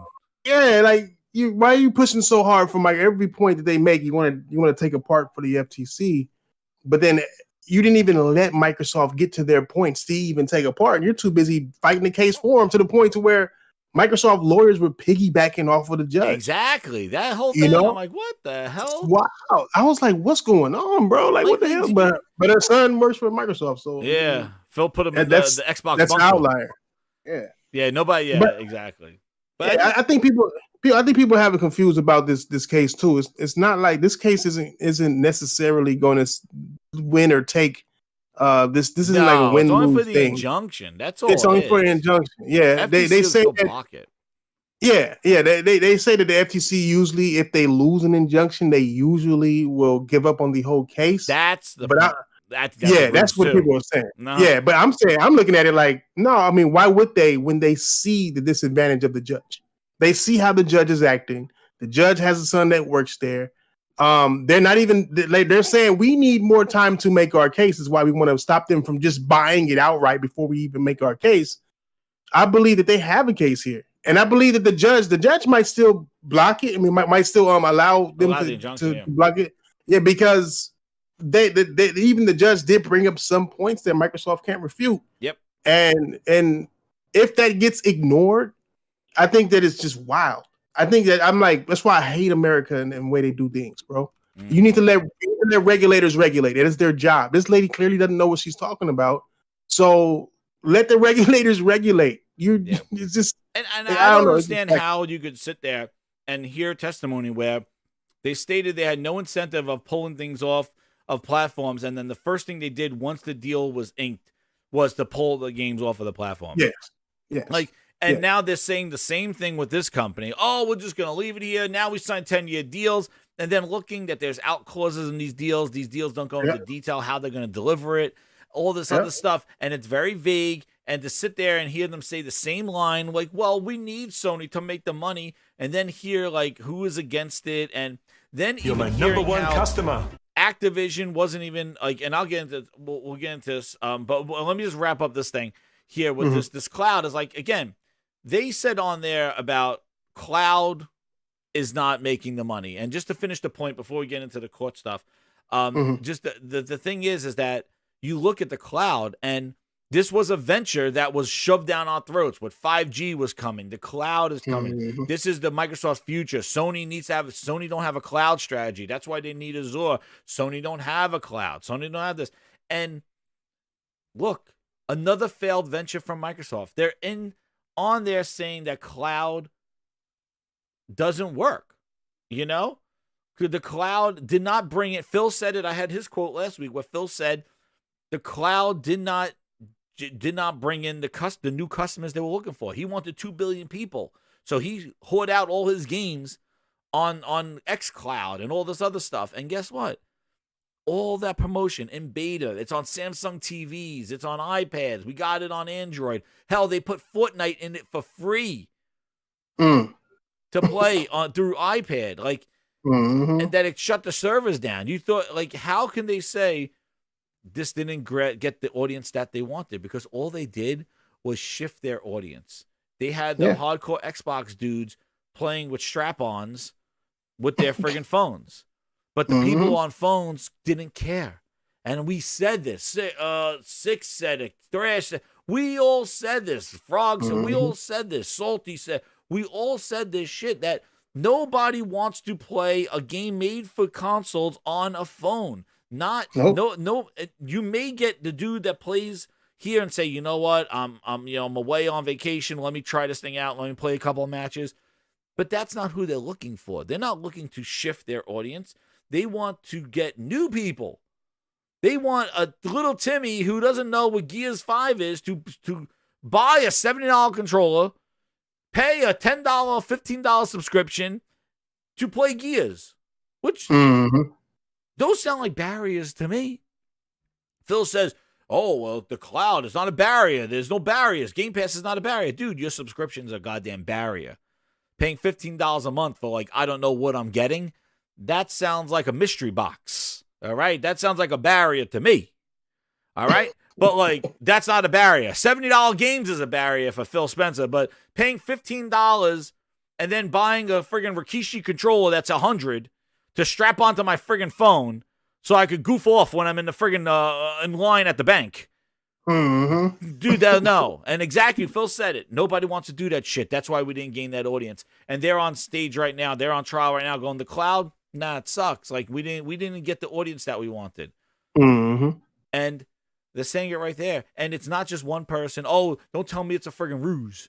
No, they didn't get the audience that they wanted. Yes, they're trying to downplay the cloud, but the strategy is to leave the console so that only the cloud exists. But right now, the cloud didn't do what it needed to do. Yeah. That's why they're hoarding up all this IP. Mm-hmm. So when it's time, when the cloud does do its thing, or when they try to make the cloud that thing, it's not going to happen. It's not. Nobody wants to play those kind of games there. That's why they're going to make the games like the Foo Pentiments and all that other trash. They're going to make that stuff because that would entice the cloud gamer. That's not. You're my number one customer. No, it's impossible. Mm-hmm. I mean, just the games that they have currently isn't going to entice a cloud gamer. Like, I'm not going to want to play Halo, on the cloud. I mean, you're not going to want to play a competitive game on the cloud. You're going to play Gear 6 on the cloud. Oh, yeah, you can play Call of Duty on the cloud. I mean, it's going to just play Starfield on the cloud? No, it's not happening, man. And read all that text.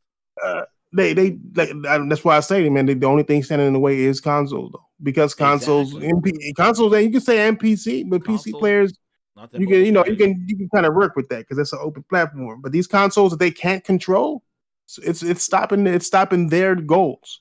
Same thing with the hardware owners of cell phones with Apple and Samsung.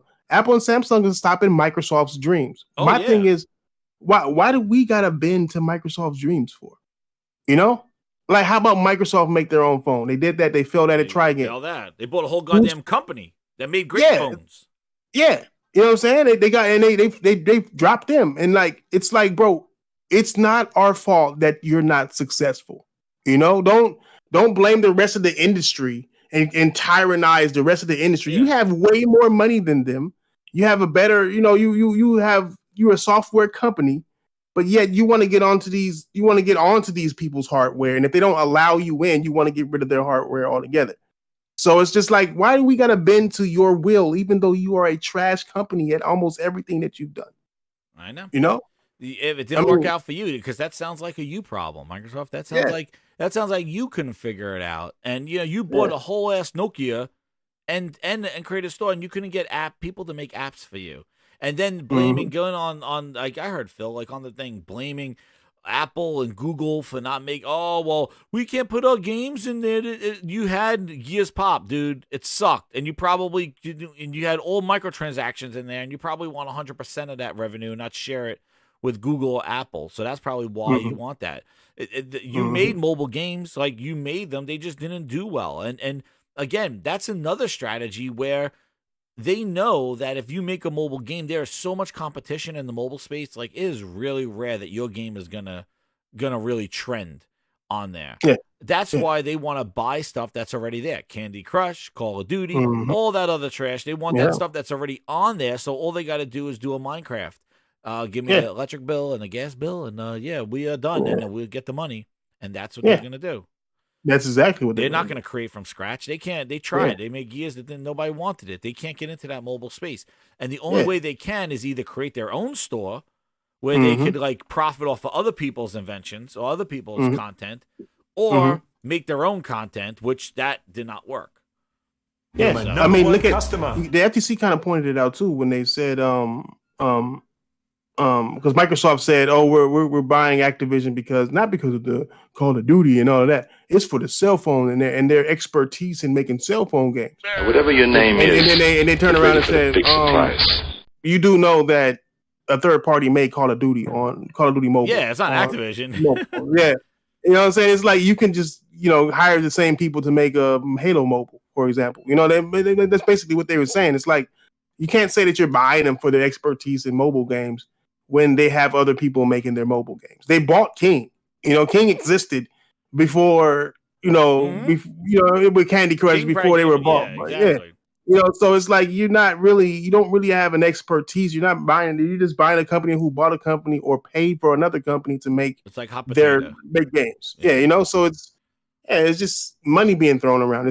You're not trying to innovate. You're not trying to help anybody. You're trying to get a bigger piece of the pie, and to do that, you're just buying people who have a piece of the pie. Yep. You're buying other people's pie. And you know what I'm saying? And you want to conform them to your strategies because you're not happy with the current strategy. And it's like I think you said a lot of times too. It's like the rich kid syndrome. Like it's like, hey, if this is not working out for me, I'm just gonna buy everybody. Like the $1 Million Man type style shit. Like everybody got a price. Like I'm just gonna. It's not going my way. So the best way to do it is just buy your way out of it, or to pay to get your shit out of there. And it's just it is ridiculous. But I wouldn't get into these last two topics, but we'll get into the law thing. But I want to talk about that fan thing. But first, I'm going to get these super chats here.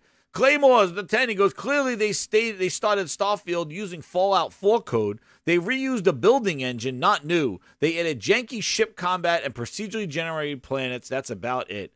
Thank you, Claymore. Dude, they've been working on this game since 2017, 2016. They've been working on this thing. So they're probably, you're right. They probably had this game running on the Xbox One.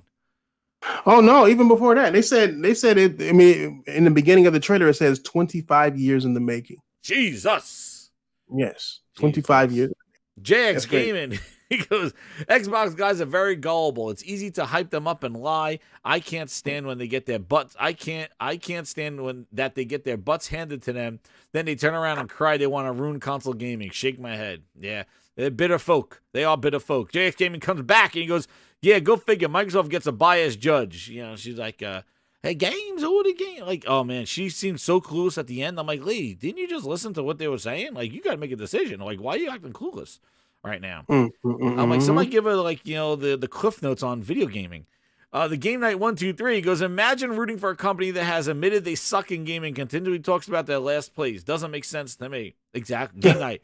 Dude, if Apple's like, yo, we suck. Our iPhones are the worst in the industry. Our laptops are last.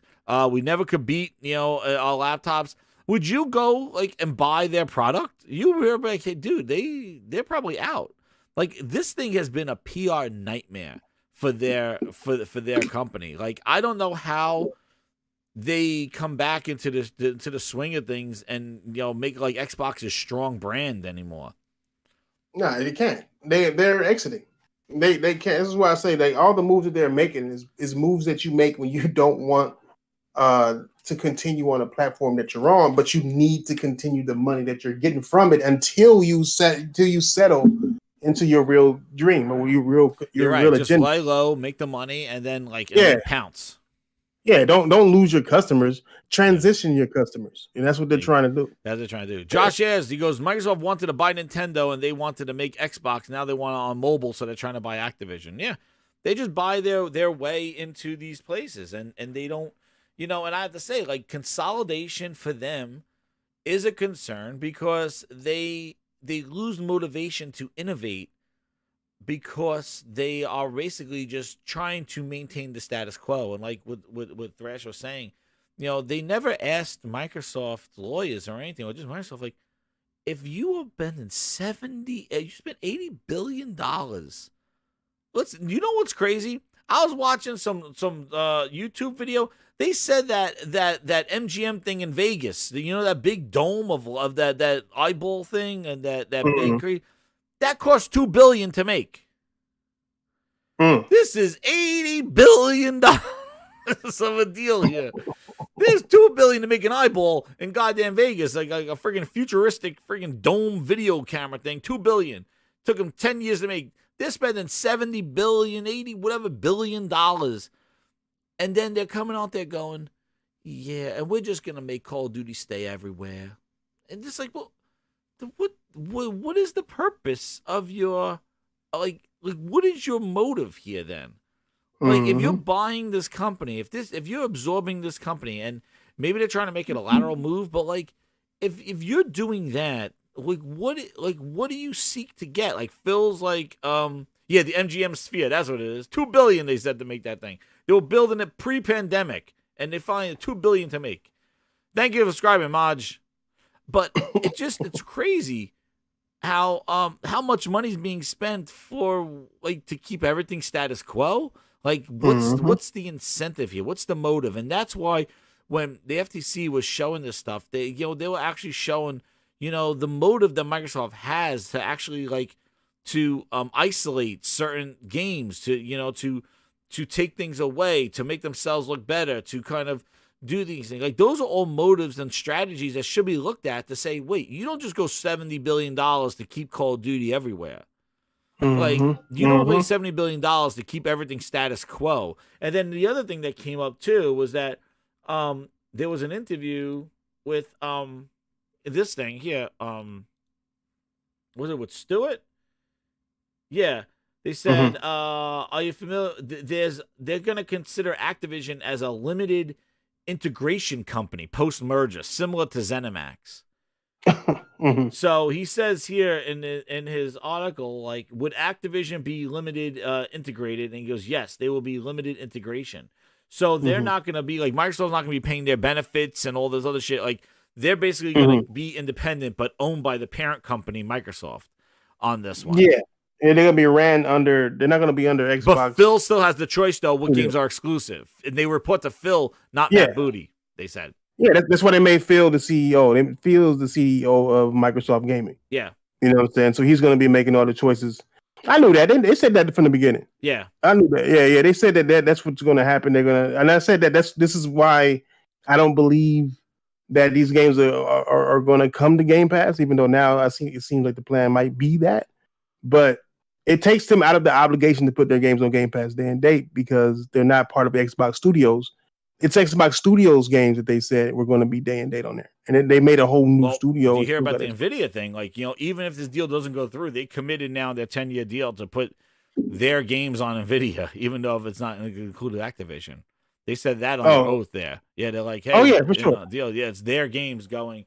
Which, again, the real thing is, with that whole NVIDIA thing, it really is just the licensing. That's why Activision games came off of NVIDIA, because what happened is that you bought the game from Steam, then you subscribed to NVIDIA Cloud, and then they granted you the Steam code. The problem is that game had to be installed on NVIDIA PCs in order to access the stream.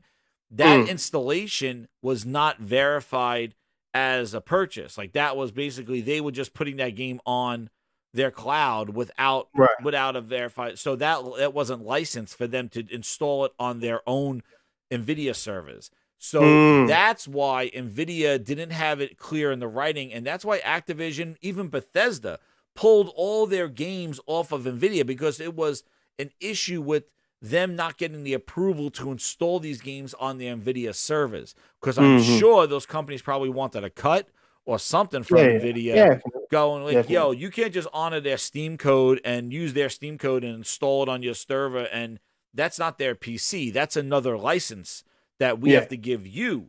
And that's why Bethesda and Activision pull their games off NVIDIA in 2019 or 2020. They pulled their games, all of them off, and they were in the process, supposedly, of renegotiating it, but I guarantee it that they saw no value in that shit, and that's probably why they weren't urgent to get their games back on there. And Microsoft didn't give a shit about NVIDIA until NVIDIA became a scapegoat or a leverage that, look, we're putting our games, and again, going back to that thing with the cloud, Microsoft's cloud strategy has failed. And the admittance of that is the reason why, because Sarah Bond even said it, that's why they decided to put their games on Boosteroid, on goddamn NVIDIA, on competing cloud companies. Still, Black Nuts nowhere to be found. Shout out to Black Nuts. We got to get them. They got to get some love, Everybody got to give a good rub into those Black Nuts. I don't know what's going on over there. They're proud watch and sponsor of the Gaming Grindhouse. they did tweet. They said, these nuts need some love. But Black Nuts, shout out to them. They need some love over there, dude. Right? It's crazy because it's called Black Nuts, and they only have 2 employees. Crazy,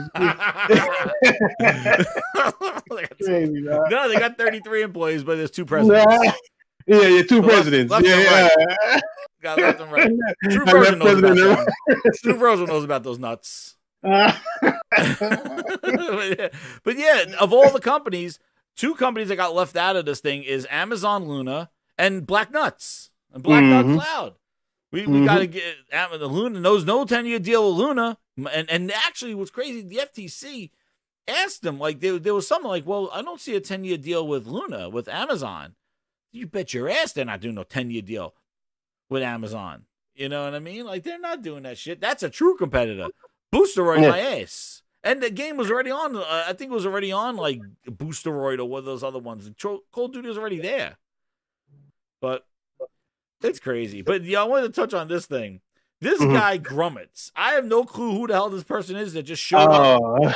Dude, this guy stirred the pot. He basically took a piss in everybody's Xbox cereal and ran away. And this guy, he said this tweet right here. He wrote this 1.2 million views. And this guy, apparently he's a former dev for not a lead dev.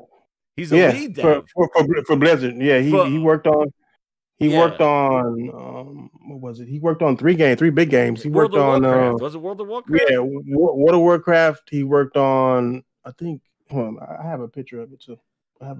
I'll look it up. Go ahead. Yeah, so he worked on this thing. So he wrote this tweet here. Oh, wait. Gizmondo has an article about the judge in the case where her son works for Microsoft. Just Google Corley. Microsoft is one of their top results. Oh, Jesus. I'm sure. We'll see about this. Nothing is real. A lot of these Xbox fans are paid firms or bots. Rabid fan run or Microsoft run. This is standard practice now in corporate warfare. Gonna get far worse with AI. Dude, he's saying that the Amber Heard trial had tons of bot activity.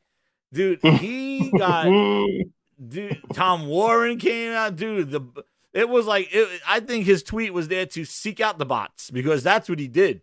He basically he put himself there. He muddied himself all up in friggin' blood and threw himself in the shark den.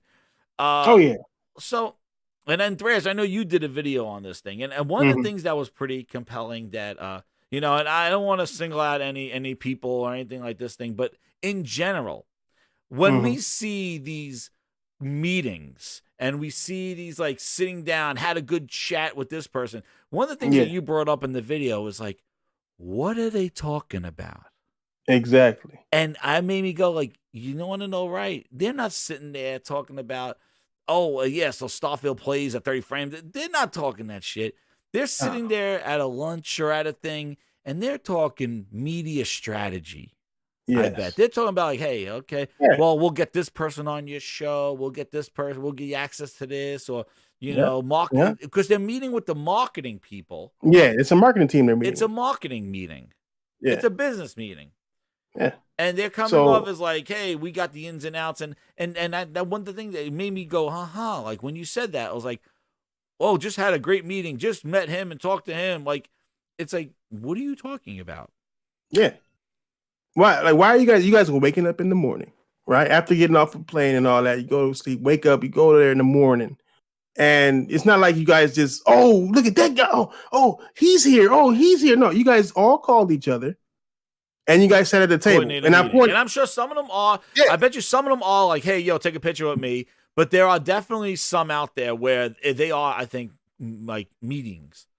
Yeah. Oh, those are meetings for sure. I mean, like I pointed out, I think I heard that Colt Eastwood recently, I think today, said something about me.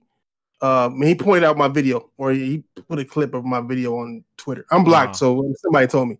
But he said they were talking about the part where I'm talking about the coffee on the table and stuff like that, right? And I'm like, bro, don't get mad at me because I'm stupidly observant. You know what I'm saying? From the hood, I gotta know when the police is coming around the corner. I am stupidly observant, right? So I noticed that there's three coffee cups that weren't in that business. Like they got it from the outside. So these three met up, and that was the three corporate guys, the three Greenberg, the lady who took the picture. Yeah, and the other guy, his PR person, who knows? Yeah, and they all called him and met up. Like they wasn't there. They wasn't coming there to eat. They already had got their food to eat. Yeah, you know what I'm saying. So it's like that lets you know, like this is what people do when they go to work. They go and they get their coffee together. We're gonna swing by. They go meet up. Exactly. You're gonna go meet up, and then notice who they're meeting. It could have been Matt Booty. You know, Matt Booty makes a hell of a cup of coffee. It could have been Matt Booty with that coffee, right? Yeah, hell yeah. What did he say? Smells like shit. It is shit. Oh, good. Oh, this coffee smells like shit. It is shit. Could be Matt Booty. He does make a good cup of coffee. We never know. When you see coffee, real shit. he puts that foam on there. Yeah, it's crazy to see that. But yeah, what are they talking about? Like, what's the point? I mean, and then on top of that, why is everybody like if they're just talking to gamers and just having fun and they're just happy to see each other? Why are they all content creators that focus directly on Xbox? Yeah, you know, a lot of it. If it's just people who they saw who were just fans, they just happen to all meet each other, even though all of these people are from different states, and they're meeting up in a state that they're not from, in the same building, in the same place. There were phone calls being made saying, "Hey, meet us here," and it wasn't, "Hey, friend, meet us here," because they ain't your friends. Yeah. Is that same picture on Aaron Greenberg's personal account, or is it on his business account? That's how you know. Well, you even see like a lot of the photos that they did when they did that Fan Fest thing. They actually, a lot of them were in the same area where they had like a media meetup where they kind of like, they have their dude. I swear it is like when Microsoft is like goddamn Mickey Mouse and Disney World, like oh boy, like they basically get all the fans in a room, like have a cup of coffee, have them the drinks, and then here comes like Phil Spencer and Matt Booty, like oh boy, hey, you want to take a picture of me? It's like the Disney breakfast, goddamn, like they're walking around like oh look at these little guys at the table, take a picture, oh. And then he's like, take a picture. You know how you go to Disney, you get the characters come around. Oh, here they come. You got the buffet. Shit is goddamn Game Pass. You got the Disney buffet, and here comes honey, do you want to take a picture with Phil Nesmouse? Oh, boy, come over here. Have you been good little boys? I'll sign your autograph book. Oh. And he's like, and then they have them walking around, meet and greets, and give them pictures, take the things, and they do this. And the thing is like, hey, you're going to play, like you said in your video, you're going to Disneyland with no rides, right? You just made the list. Yeah. But that's what it is, like the character breakfast. Like here comes Matt Booty. He goes, he's talking out his ass. Like, here comes this Goofy Greenberg. Like, oh gosh, you want to take a picture? Goofy Greenberg comes over and they take a picture. Oh my God, look, there he is, Phil Nesmouse. Hey everybody, I'm here. Like, this is what they do. And listen, I know you, and what you were saying is like, hey, if you're going to play the game, they're going to give you the access, do this stuff. That's what you want to do. That's what you do, right? But my problem with the whole thing is that what's happened is for many of them, and not the influencers, because that's their job, but that's their company. That's what they do. But the thing is like, for that has now turned into that is more important than the content that they're putting out. And the problem is maybe not the ones that are doing the hustle, that are getting that inside stuff, that are getting flown out there, getting the hands on. Dude, they're playing the game real well. But that transcends to these other people on Twitter, these bots or whatever that Grum was talking about, that don't have that access, but they want to be that. And they care more about that interaction than actually the content that they're putting out. Because nobody in their right mind is sitting there with Phil Nesmouse and going, yo, Redfall was absolutely amazing. Thank you so much for what you've done. Like that. Think about the conversation you would have if you met the developer of Final Fantasy 16 in a meet and greet. What would you talk about with them instead of talking about Phil Spencer and what he has done? Like the conversation you would have, like I'll be like, yo, that game, like what you've done, like what made you do that? Like this is so incredible. Yeah. Like you would be so inspired and idolized by, hey, you made a great thing that I'm experiencing. Rather than Phil Spencer, like, going, like, first of all, you don't create shit. You don't make anything. Yeah. All right? So Phil Spencer is the last person you should want to meet. He don't make the games for you. Okay? Yeah, exactly. He's not a developer. He don't make the games. Yeah. So what the hell is his value to your experiences in gaming? Oh, damn Phil, thing. that deal that you signed, man, I saw that deal was a good deal. Like, you in court was looking spiffy in that suit, Phil. Like, that's what you're going to talk about? Yeah. Man, when I went to PAX and when I went to and met with the people that made the games, like, there's a different conversation you have when that's like, hey, man, I drew that shit that you're playing right now. hey, I made that animation that you did. I wrote the story that you're experiencing right now.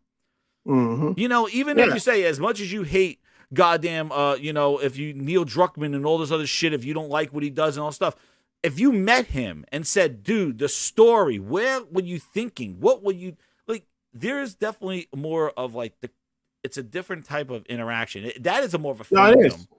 Then what does Phil do? Like, what does Greenberg make? What are you like? What is Greenberg? You're sitting there like Greenberg. You have absolutely nothing to talk to. Yo, Thrash, you like that refrigerator last year? Yeah, that was a great idea, right? I'll make another one this year, right? Like, what are you talking Greenberg about? Don't make games. It's worse than that. It's like, hey, did you see that tweet when I was dressed up as Ori? You know what I'm saying? I mean, that's as far as it goes. There's no gaming conversation there. What conversation does it go there? Greenberg, did you play Perfect Dark? Who? We're making that like you don't play games. At all. You beat Skittles last year. That's an awesome job on Twitter. You beat Skittles. Greenberg, what did you do? Like, what is the value of that gaming conversation with Phil Spencer and Greenberg? There's absolutely nothing to talk about. Sarah Bond. She's wonderful. Yeah, she's hot to take a picture with, but she's not making games. Like, she's not making games. She's making deals from other people's creations. She's a creation peddler. Dude, like, what she is. Like, games. Yeah, they're not. That booty. Like, even he's even far removed. Like, I play test some shit. At least the guy makes some cup of coffee. You don't let you go empty-handed. But Jesus, like, you're not meeting the people that are making the experiences that you have. Like, what is this? What is the meet and greet? That's what I don't understand. You don't. I mean, like you said, you went to PAX, and I did the same thing when I went to PSX. I was talking to the guy who made Lost Soul Aside. You know what I'm saying? I played while I was playing it. You know, he was standing next to me. I drew this. Yeah.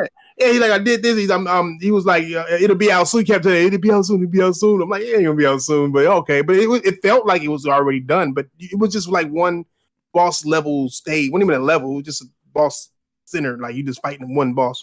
But I mean, it was information coming out like when the Ghost of Tsushima Sucker Punch was up there, and they were talking about how the game got leaked, but nobody caught on to the leak, and they were worried that the game was going to get leaked because it was in the newspaper, but it was in the newspaper for Tsushima, so it was a newspaper out there in that country, and they were like, Sony is out here making a game.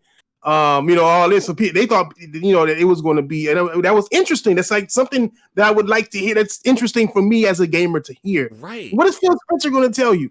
That I approved Redfall? You know what I'm saying? like what are we? Right. Like, did anybody say, "Hey, Phil, that interview was kind of tough, man"? Like, did you really? Like what the fuck? What are you? What are you on? No, like.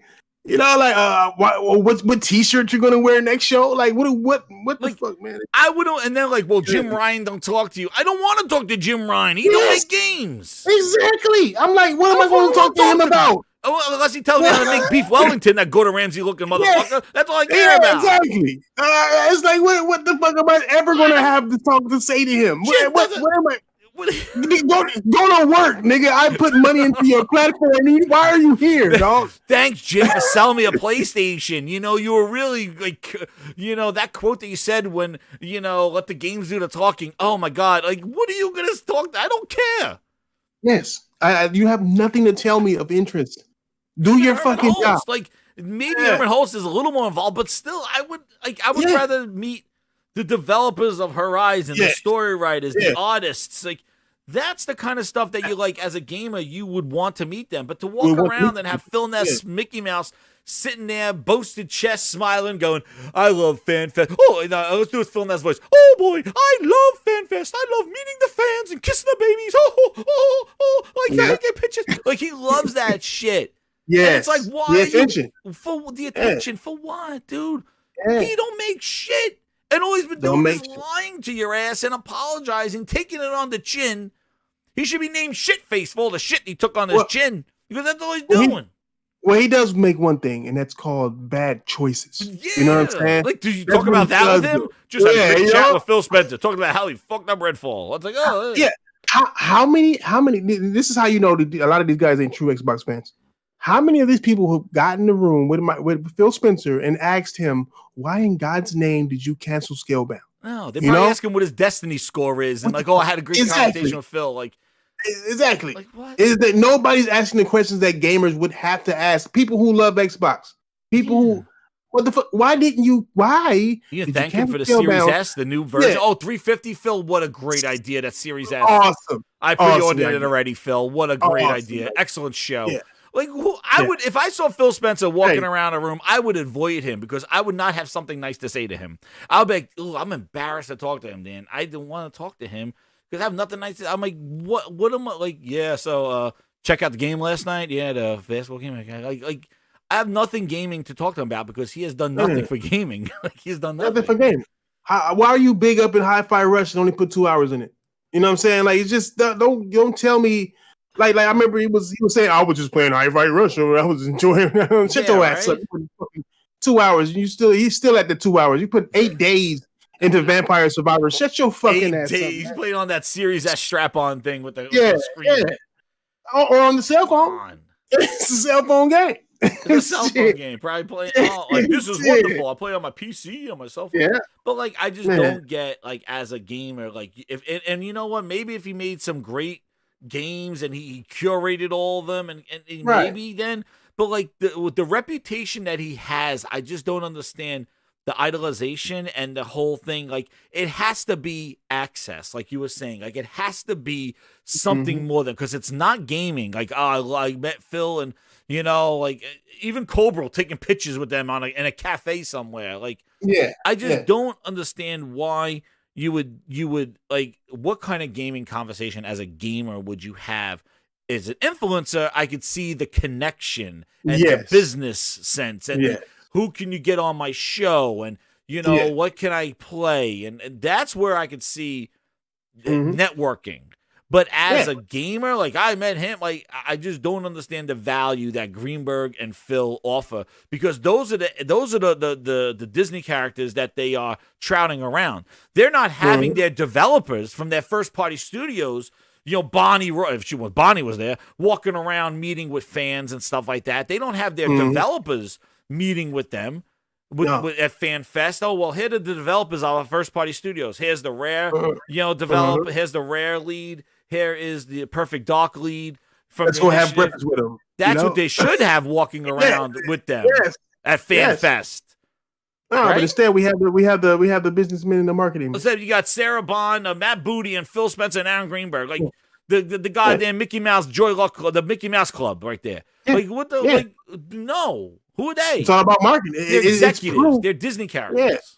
Yeah. It's proof that everything that they are doing when it comes to talking to other quote unquote gamers, it's all business, and that's it. It's not about bringing games. It's not about the excitement of games. It's not about the excitement of seeing your reaction to games.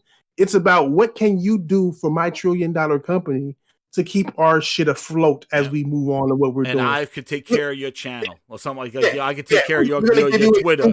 I'll take care of your YouTube. Yeah. Well, all of that has worth. I mean, that's why I said that they can't by law pay people money without them people saying that they got paid. So the last thing that you're going to want as a company is for the big YouTuber, say a Colt Eastwood, to have to say this is paid. You know, paid programming or whatever. Like they have to say, care package. They did this. I have early access. You should buy it, dude. All those pitches. He just sent you sent like money shots of a goddamn those controllers and stuff. You telling me that's not marketing to go out and get a Starfield controller and a headset? He did money shots for them, dude. Is he even using them? He like, oh, thanks Microsoft for these shots. Like, you know, whether they provided it or not, he took shots of them for the better than their goddamn marketing team. Well, look at when the Series X first came out, right? The Series X and the S. What you always, I pointed this shit out. Like I've been in business for so long. I pointed this shit out because there's certain ways they want you to take a picture, or they give you examples of what to take, right? Oh yeah. And I guarantee you, the example was taking a picture of the console on a wooden table. If you go back to fucking Twitter, I promise you, 90% of those pictures were of an Xbox unplugged, just there, displayed on a wooden fucking table. I guarantee you, dog. Like with the wood grain and all that. Yeah, they wanted them because they showed them like how they want to presentate the game, the console itself. If you have a wooden background, it seems more organic to whatever everything else that you're doing. Everybody does this. Like Coca-Cola does it with recommended how their with product everything looks looking best. wet. Yeah. You know what I'm saying? Coca-Cola likes to make everything look wet, especially in like hot and wet, because wet and hot go together, and that goes with Coca-Cola. Real shit. If you look at the commercials, they're always in the summertime. Like coming, the condensation.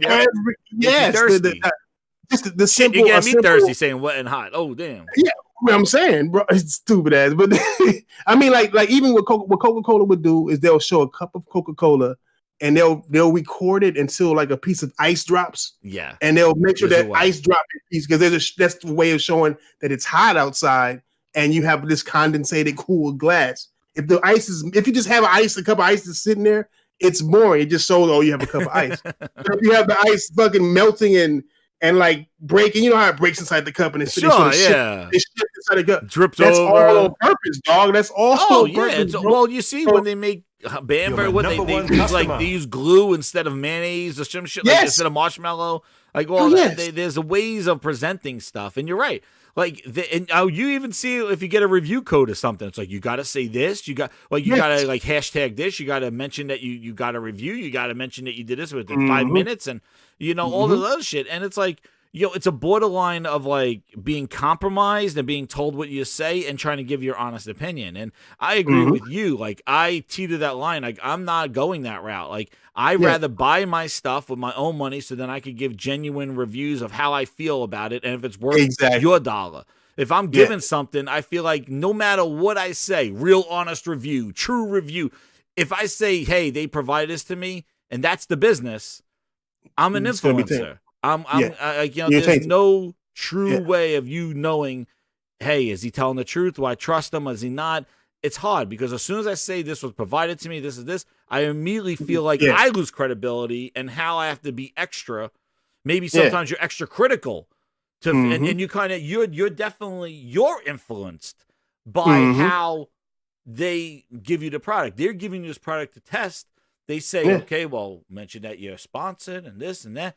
Now you are influenced in what you say because you can't. If you say this is great, now you're capping and you got it for free. If you're ultra critical, say it's bad, then you're never going to get that again. Yeah, you're going to get blacklisted. But you want to be critical in the sense so that you don't look like you're capping. It puts you in such. I don't like it. I don't like it at all. Yellow chair brigade. That's right, Ryan. Yeah, I mean, look at Cole Eastwood. Cole Eastwood with oh my god, with the Redfall stuff. How did he not? Redfall, his credibility fall off the face of the earth. Oh yeah, with that Redfall stuff, he tried to save it. Yeah, he tried to save it, but no, he went out there and played it, and then even made his own sizzle reel to counter the IGN reveal. He doubled down on what he experienced, and then when it came out that there was no coming back, this game was sucked. He basically trashed on it. Yeah, completely 180. It's like, dude, then you admitted when you played back there that it wasn't good, but you capped for it all the way until the world said it wasn't good.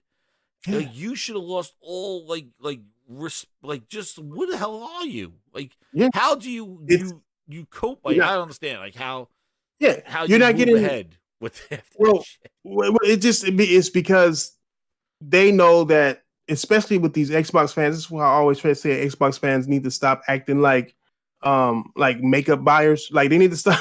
Yeah, gamers are always we're smart, some of the smartest buyers in all of the in the retail industry. Like we know everything. Like you don't know who's the CEO of Clorox. Oh yeah, you know what I'm saying? We're nerds. We're still nerds, dude. Yes, you say how much mainstream gaming is. We're goddamn nerds. All right. We look at the pixels, the animations. We know the bosses. Everything. We know the developers. We know the music. Please. We know the release date. We know the release window. We know when something goes gold. We know, bro. I mean, dude. I thought I was a fan of some shit. I wait online for some of these midnight launches when they had it, and I'm like, holy shit, man, you need help. And I thought I was a fan. These people are like crazy. I'm like, there are people more extreme than that. Like, we're all nerds, dude. You're right. This is the smartest industry to be in. Like, we all know a lot of the ins and outs of everything. Yeah. You do. As gamers, that's what you do. You look for patterns. You look for the easy way out. You look for the challenge. You look for the pattern. Like, this is what you do as a gamer. Like, you're right. Like, you are intelligent. So how do you fall for the most bogus shit, right? Exactly. And the only way to do that is if A, you're not really a gamer, or B, You're more focused on you're more focused on being an influencer than you are being true to gamers and gamers around you. You want a YouTube check.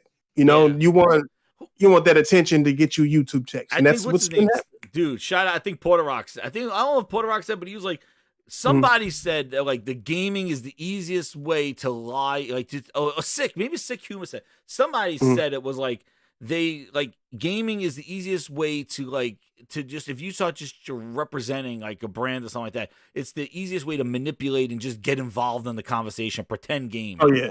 It was a Persona or was somebody. It could have been. I know somebody said like gaming is the easiest one to kind of just be like, "Hey, Phil Spencer, you're wonderful," and then you immediately like adorned by the community. Exactly. You're automatically an Xbox subscribe and they grow your channel. Nobody watches it. Like you still got like a few views, but you got like 1,000 subscribers and stuff. But nobody. They just support you because you support their message of this community. And I think a lot of it stems from what Xbox built with Xbox Live. They inherently did build an online community with Xbox Live. It's just now I feel like they use that. We came together because of games and experiences that Microsoft provided. See, no cap said. Sicky was like, I said that. I knew he said, hey, I was shouting out all the different names. I know I heard from somebody. I think it was Sick, because Sick did say he said like is the easiest game because it was all about like the game is a game of score and shit like that where they don't have they got this capital shit. But let me get to these YouTube. I'm sorry. Talk about these chats here. The grinders are going wild in this thing. They go here. Angelo Jackson goes, the Liza P sounds like an R. Kelly or Phil movie. Oh shit. He goes, anonymous boss, one member. He goes, I came looking for Matt Booty. He wants to hear it. He goes, he loves this one. He loves it. Anonymous, where is it? I came looking for Booty. There he is. They're like, when they brought him to the stand, they're like, Booty, get up here, Booty. Booty. Poor guy. Anonymous boss follows up. He goes, Fleet Johnson's voice. I'm here looking for Thrasher's Booty. I don't know. Oh, damn. Damn, Jesus. I came looking for Booty. I don't know. Booty. Oh, he goes, the Game Night 123. He goes, you think that's bad? I saw some tweet about some guy simping over Lulu. Oh, yeah. That was post up. That was post up, dude. Twitter lawyer turned, but dude, please. That lady don't give a fuck about your broke ass nigga. Oh, my God. Like, that's what I mean, Lulu. What game is Lulu? Like, why are you talking to Lulu? They won $1 billion payout, bro. Because she made memes about Jim Ryan and PlayStation. Yeah, she's gonna send post up a check, and she and then she he's like Lulu. There you are. She went back, she tweeted back at him. I'm like, oh my God, yeah, like Twitter girlfriend. Like post, yeah, like man, bitch, if you don't shut your fucking ass up. Oh my God, I don't get these. I don't get it. I don't get it. Yeah. I don't get it. Angelo Jackson, the two, he goes, Cope Eastwood is gaming propaganda channel. Yeah, that's what he turned into, dude. That's what he's been. Like, it's just I just don't get it. Yeah, and the one thing I wanted to talk about is the last thing is just some of these emails that came out from this. The court document shit. And one of the ones that stood out, and I've been wanting to talk about this for friggin' over a week. I have been on other shows and I never got to it on my own goddamn show. So I'm first I like to put this up here.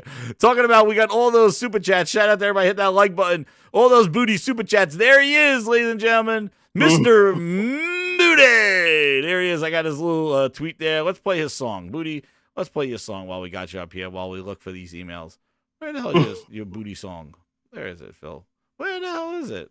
Xbox's hands of OSS first development. My name is Matt Booty. Here is your coffee order. 2 creams, 1 sugar. I came looking for Booty. There he is. Booty, God. This coffee smells like shit. It is shit, Austin. I'm gonna have to apologize ahead of time because I'm gonna stretch his ass like it's never been stretched before. Would you ship that? What you just played? All right, Booty in court right now. I did it because I like it. And I love I'm itching to do it again, and you think what? You think you're gonna send me to a nut house? Some doctor, they're gonna get me to stop from doing what I want to do? Well, that ain't happening. Oh, man, Booty wilding in court. He's a punisher. He's the ass punisher. Oh, shit, balls. Anyway, so one of the things that I wanted to just focus on. Oh, jeez, now I have so many goddamn friggin' things here. The email that, holy shit, the Jim Ryan. I gotta find it now. Damn. I gotta go find it. You're talking about the Jim Ryan. The Jim Ryan, Phil Spencer email. Spencer? That I wanted just to go over that as as a courtroom document thing, because there's one thing I wanted to just go over that. There's so many more things. Is this the one? No, well, that's Amy Hood's. I gotta get that. Where is this the one? I think this is it. Yes, here it is. I found it. So one of the things is the face off. Grind course in session. Here it is. The grindhouse court is in session. The two youths. To what? What was that word? To what? What? Did you say youths? Yeah, two youths. Grindhouse court. There we go. So Jim Ryan and Phil Spencer. All right. The face off, right? He goes, Phil Spencer. He goes, thank you for your email, Jim. We agree to ensuring the Activision games are available on PlayStation is the right thing to do for gamers in the industry. This is what Jim Ryan wrote to Phil. First off, it's incredible that actually, Jim Ryan saying the great thing to do for gamers and the industry, which is pretty interesting.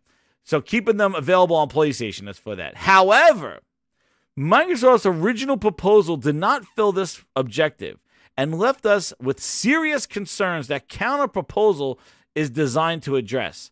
Far from being unusual, our counter proposal represents the minimum needed to respect gamers' interest and maintain competition.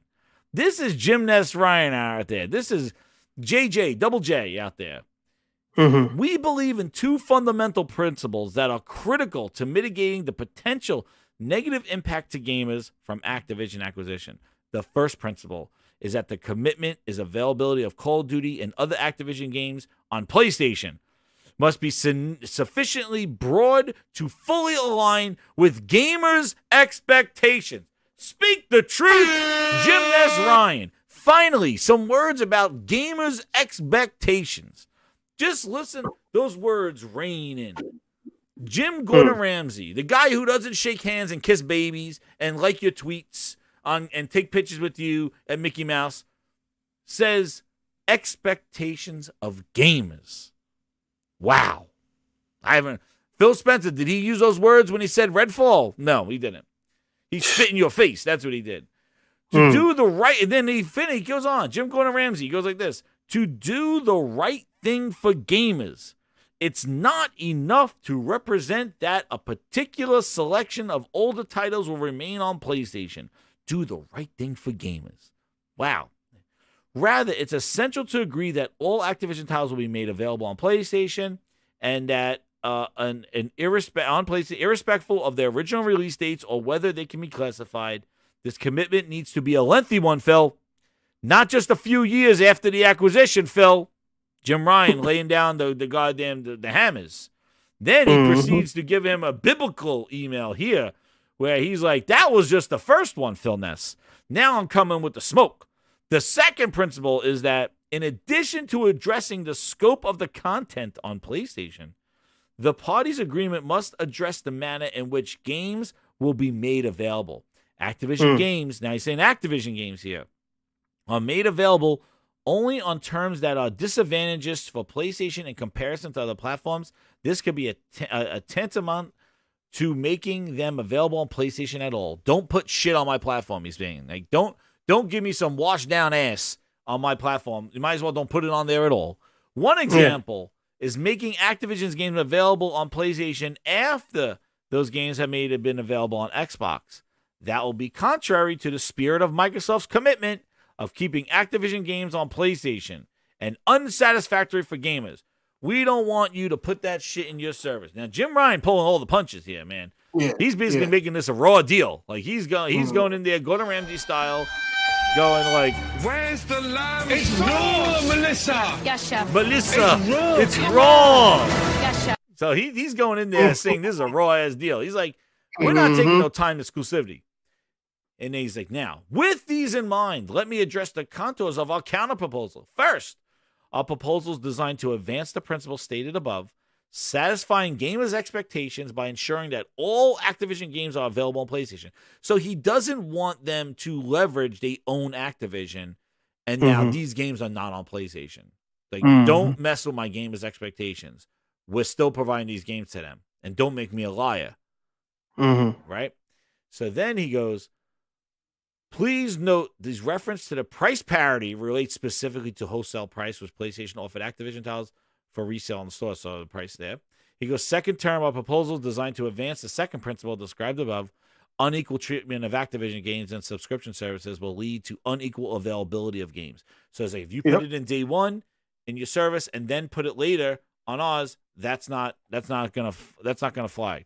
He goes, as long as you agree to the fundamental principle, Activision games should not receive unequal treatment parties. The third, he says, recognizes the reality upon completion of the acquisition of Activision, it would not seem to make logical sense for the financial, marketing, and other arrangements previously negotiated between us and Activision to continue.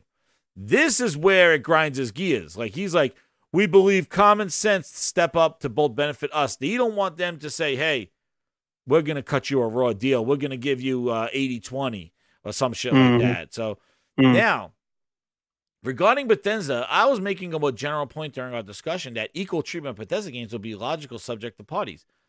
But to discuss, it involves that You just made the list. that are available and unequal treatment of Activision games. We would welcome discussing this subject. So I would appreciate you confirming these terms are accepting as a framework for the parties to negotiate as appropriate written agreement. If you could confirm this, I will instruct my team to get immediately preparing an agreement. Please let me know if you have any questions. Regards, Jim Gordon Ramsay, Ryan. Basically says a raw deal. Now, what a detailed email. I took the time to remail the specifications and how he wanted to maintain the expectations of his core audience, the gamer, the PlayStation gamer, right? He's worried about his audience. He doesn't want his audience to be swayed by this deal. He wants to make sure that if I'm going to agree to you buying this big-ass company that already is doing incredible on our platform, you can't take that away from us. Yeah. Otherwise, I'm not signing the deal. Now let's see what Phil said. Let's see how Phil responded. Jim, thanks for your response. As I stated to you in my emails, Sony is a very important distributor of content. Phil's answer to all those proposals is right here. We would like to find a way to maintain that relationship once we close the deal. I stand by the written agreement I sent to you on the 31st with my signature memorializing our commitment to Sony. That's Phil's response. We would like to find a way to maintain a relationship, but you're gonna just take my deal. Yeah, you're gonna take what I give you, and you're gonna accept it and like it. You know what I'm saying? It is what it is. Yeah. I mean, one thing that I know, one thing that I wouldn't sign Jim Ryan said. One thing that Jim Ryan said that stuck with me in that whole thing was he was talking about it's only natural that you guys take the marketing deal from it, and we will revert back to what we normally do to basically the games. Man, I understand that what he was saying is we're going to take you back. You're going to take the marketing deal because, I mean, it's natural for you to take the marketing deal. You're fucking not going to have us do the marketing deal if you have a competing platform. But it won't even be a marketing deal. You know what I'm saying? Basically. So Call of Duty is going to lose money on the marketing deal. But on top of that, we're going to revert you back to the 70-30. I think that's what he was saying. Yeah. We're going to revert you back to 70-30 because I think Call of Duty is getting 80-20 right now. Or maybe probably even more than that. They're getting a better deal now because way better. Phil, that's why even what's his name, Bobby Kotick said, he said it, but they were saying like how Microsoft, he was renegotiating the deal with Microsoft because and I bet you, I was bet you why they did that was because they were not selling enough consoles. You see with their install base, it was a 21 million, or they were coming in with like 50 million. Sony was over 110 million. The PS5 was selling, and then Codec sitting there going, dude, you saw the deal. Like Activision makes about 13%, over 13% of their sales are on PlayStation. The Xbox was negligible. It was zero. It was a minus sign. It was unreportable, it said. So, like, they're not making money on the Xbox platform. And then I bet you Phil Spencer showed up with the bullshit of the Series S and X saying, oh, now you got to make 2 consoles. The guy's like, oh, yeah, we're negotiating our deal, Codec style. Like, you're the lower install base, not selling our games, and you're coming to me with 2 consoles now I got to develop for? Yeah, we're talking another money here. And they have the right to do that. They are one of the most essential games out there. Yeah. But Thresh, that's the problem with this deal. Yeah. That negotiation goes out the window because now Activision's not a free company to make that decision between the two of them. Yeah. So they can't do it. An unbiased decision. Well, a biased decision, right? Microsoft don't make a decision anymore. They don't, yeah, exactly. Yeah. They don't have to do it. They don't have to now. Yeah, exactly. They're gonna make all the money from it now, to where it's like if they get Call of Duty and like Sony, say if Sony drops it, that's gonna be the main thing they're gonna have to make up to the board. Is if Sony drops Call of Duty, and they keep saying we're gonna always offer Call of Duty to PlayStation. They keep pushing that in because the deal they're gonna offer Sony is gonna be a deal Sony don't want, and they're gonna be forcing Sony to keep it out of the store. And Microsoft's gonna be like, it's not us, we gave them a deal. They're the ones who didn't take the deal. And it's like, well, shit, you gave us a shit deal. So why would they take the deal? If you give us a shit deal, we're not going to take a shit deal. And look at the deals that they've been given to Nintendo and Nvidia. Like they have out clauses. They could pull out anytime they wanted to. Like the Nintendo one doesn't say if it's going to be cloud only or native. Shit deals. There's no, they're just 10-year agreements, like a trust me, dude. And that's what he basically says here. Like, you know, the agreement will keep all existing. See, here it goes here. Existing Activision titles on Sony, including future versions of Call of Duty franchises or any other current Activision franchise on Sony. So he's saying any franchise that's there. So like this is what I mean. Like you read this through December 2027. So after 2027, it's all done. We're done. Call of Duty's here and all this other shit. But up until then, what he can do is, and this is what I said, when you own the goddamn company, he could be like, hey, all right, you guys, Call of Duty franchise, these annual, let the interns, let the 343 staff work on that shit. You rest of you Call of Duty geeks, come with me. We're gonna make a new game, you know, and then Phil now has a brand new game that he could just now make the interns work on Call of Duty, pump that out every year. Quality, just make sure it's the same shit every year. Just do it. We committed to them 10 years. Let it just make its cash. But while we take the real rest of talent that's here, and you're going to make us a new game, and you're going to make us something else, or you're going to make something other thing. And now that's how they can manipulate it. And then us as Call of Duty players will get the short end of the stick. There'll be no innovation, no one-upping the previous year because Phil's just letting that thing out to ride sunset style for the next 10 years until he could back out in 2027 and then make the real Call of Duty to get everybody back. Oh, the real Call of Duty's coming in 2028, you know, because we just milked it for 27. Now in 28, the real Call of Duty will be the real one. That's when we're going to add all the modes. It's going to be great. Yeah, it's going to be wonderful because now, and they could do that. Not saying they will, but they can do that because they own the whole ass publisher. And that's the thing. This is not just about Call of Duty exclusivity or Call of Duty in Game Pass. This is about manipulating the entire gaming development cycle. Who's working on what? The budget, the resourcing, the content, the splitting it up to campaign and multiplayer. They could do all that shit because they control everything and nobody could tell them no because they own it. Just like Starfield, like they control the budget. And that's why I said this on Crossfire, and I said this, you know, on Salt. I said this on the shows. Is like that's the reason why Microsoft's going after publishers is because yes, those publishers will function independently, but Phil Spencer's there, the one that's allowing how much and how they can develop this stuff and making sure, hey, your budget was what, $4 million. Well, no. This is coming in Game Pass now. We're not putting $4 million in this game because we're not going to make that back in Game Pass. let's make it a $2 million budget. Work more with less. And now, because now they're not going to make that big blockbuster game that's going to make them lose money because they know it's coming in Game Pass and they won't beat them and they won't make their money back in Game Pass. So what they're going to do is they're going to control the development of these games to stay within a certain price where they could at least break even or maybe make something on, subscriptions or content after the fact, microtransactions, things like that after the fact. Just look what they're doing with Forza. Why is Forza a service game all of a sudden? They were fine with up to 8, right? Yeah. Sick, they were fine making numbers. I keep calling you Sick, Jesus Christ, because Sick always comes on Monday. It always comes on the show. But Thrash, right? They were fine. Forza 7, Forza 8, they were fine making number Forzas every other year. Why did it stop all of a sudden? Yeah, because they want obvious reasons. Right? Because Forza's not going to sell the way the Forza. No. Forza 8, right, Forza 9, right. Yo, what's up, Link? Like Forza 9 and Game Pass is not going to make the money anymore. We got to make Forza a different type of game. Yeah, is that why it looks like it does? Yeah, shit. Of all the years, the right? downgrade they got, the downgrade they got too. Of all the years, right? Like, why all of a sudden now it's like shown in engine? Forza was shown full ass gameplay all the time. Now it's in engine. That's crazy.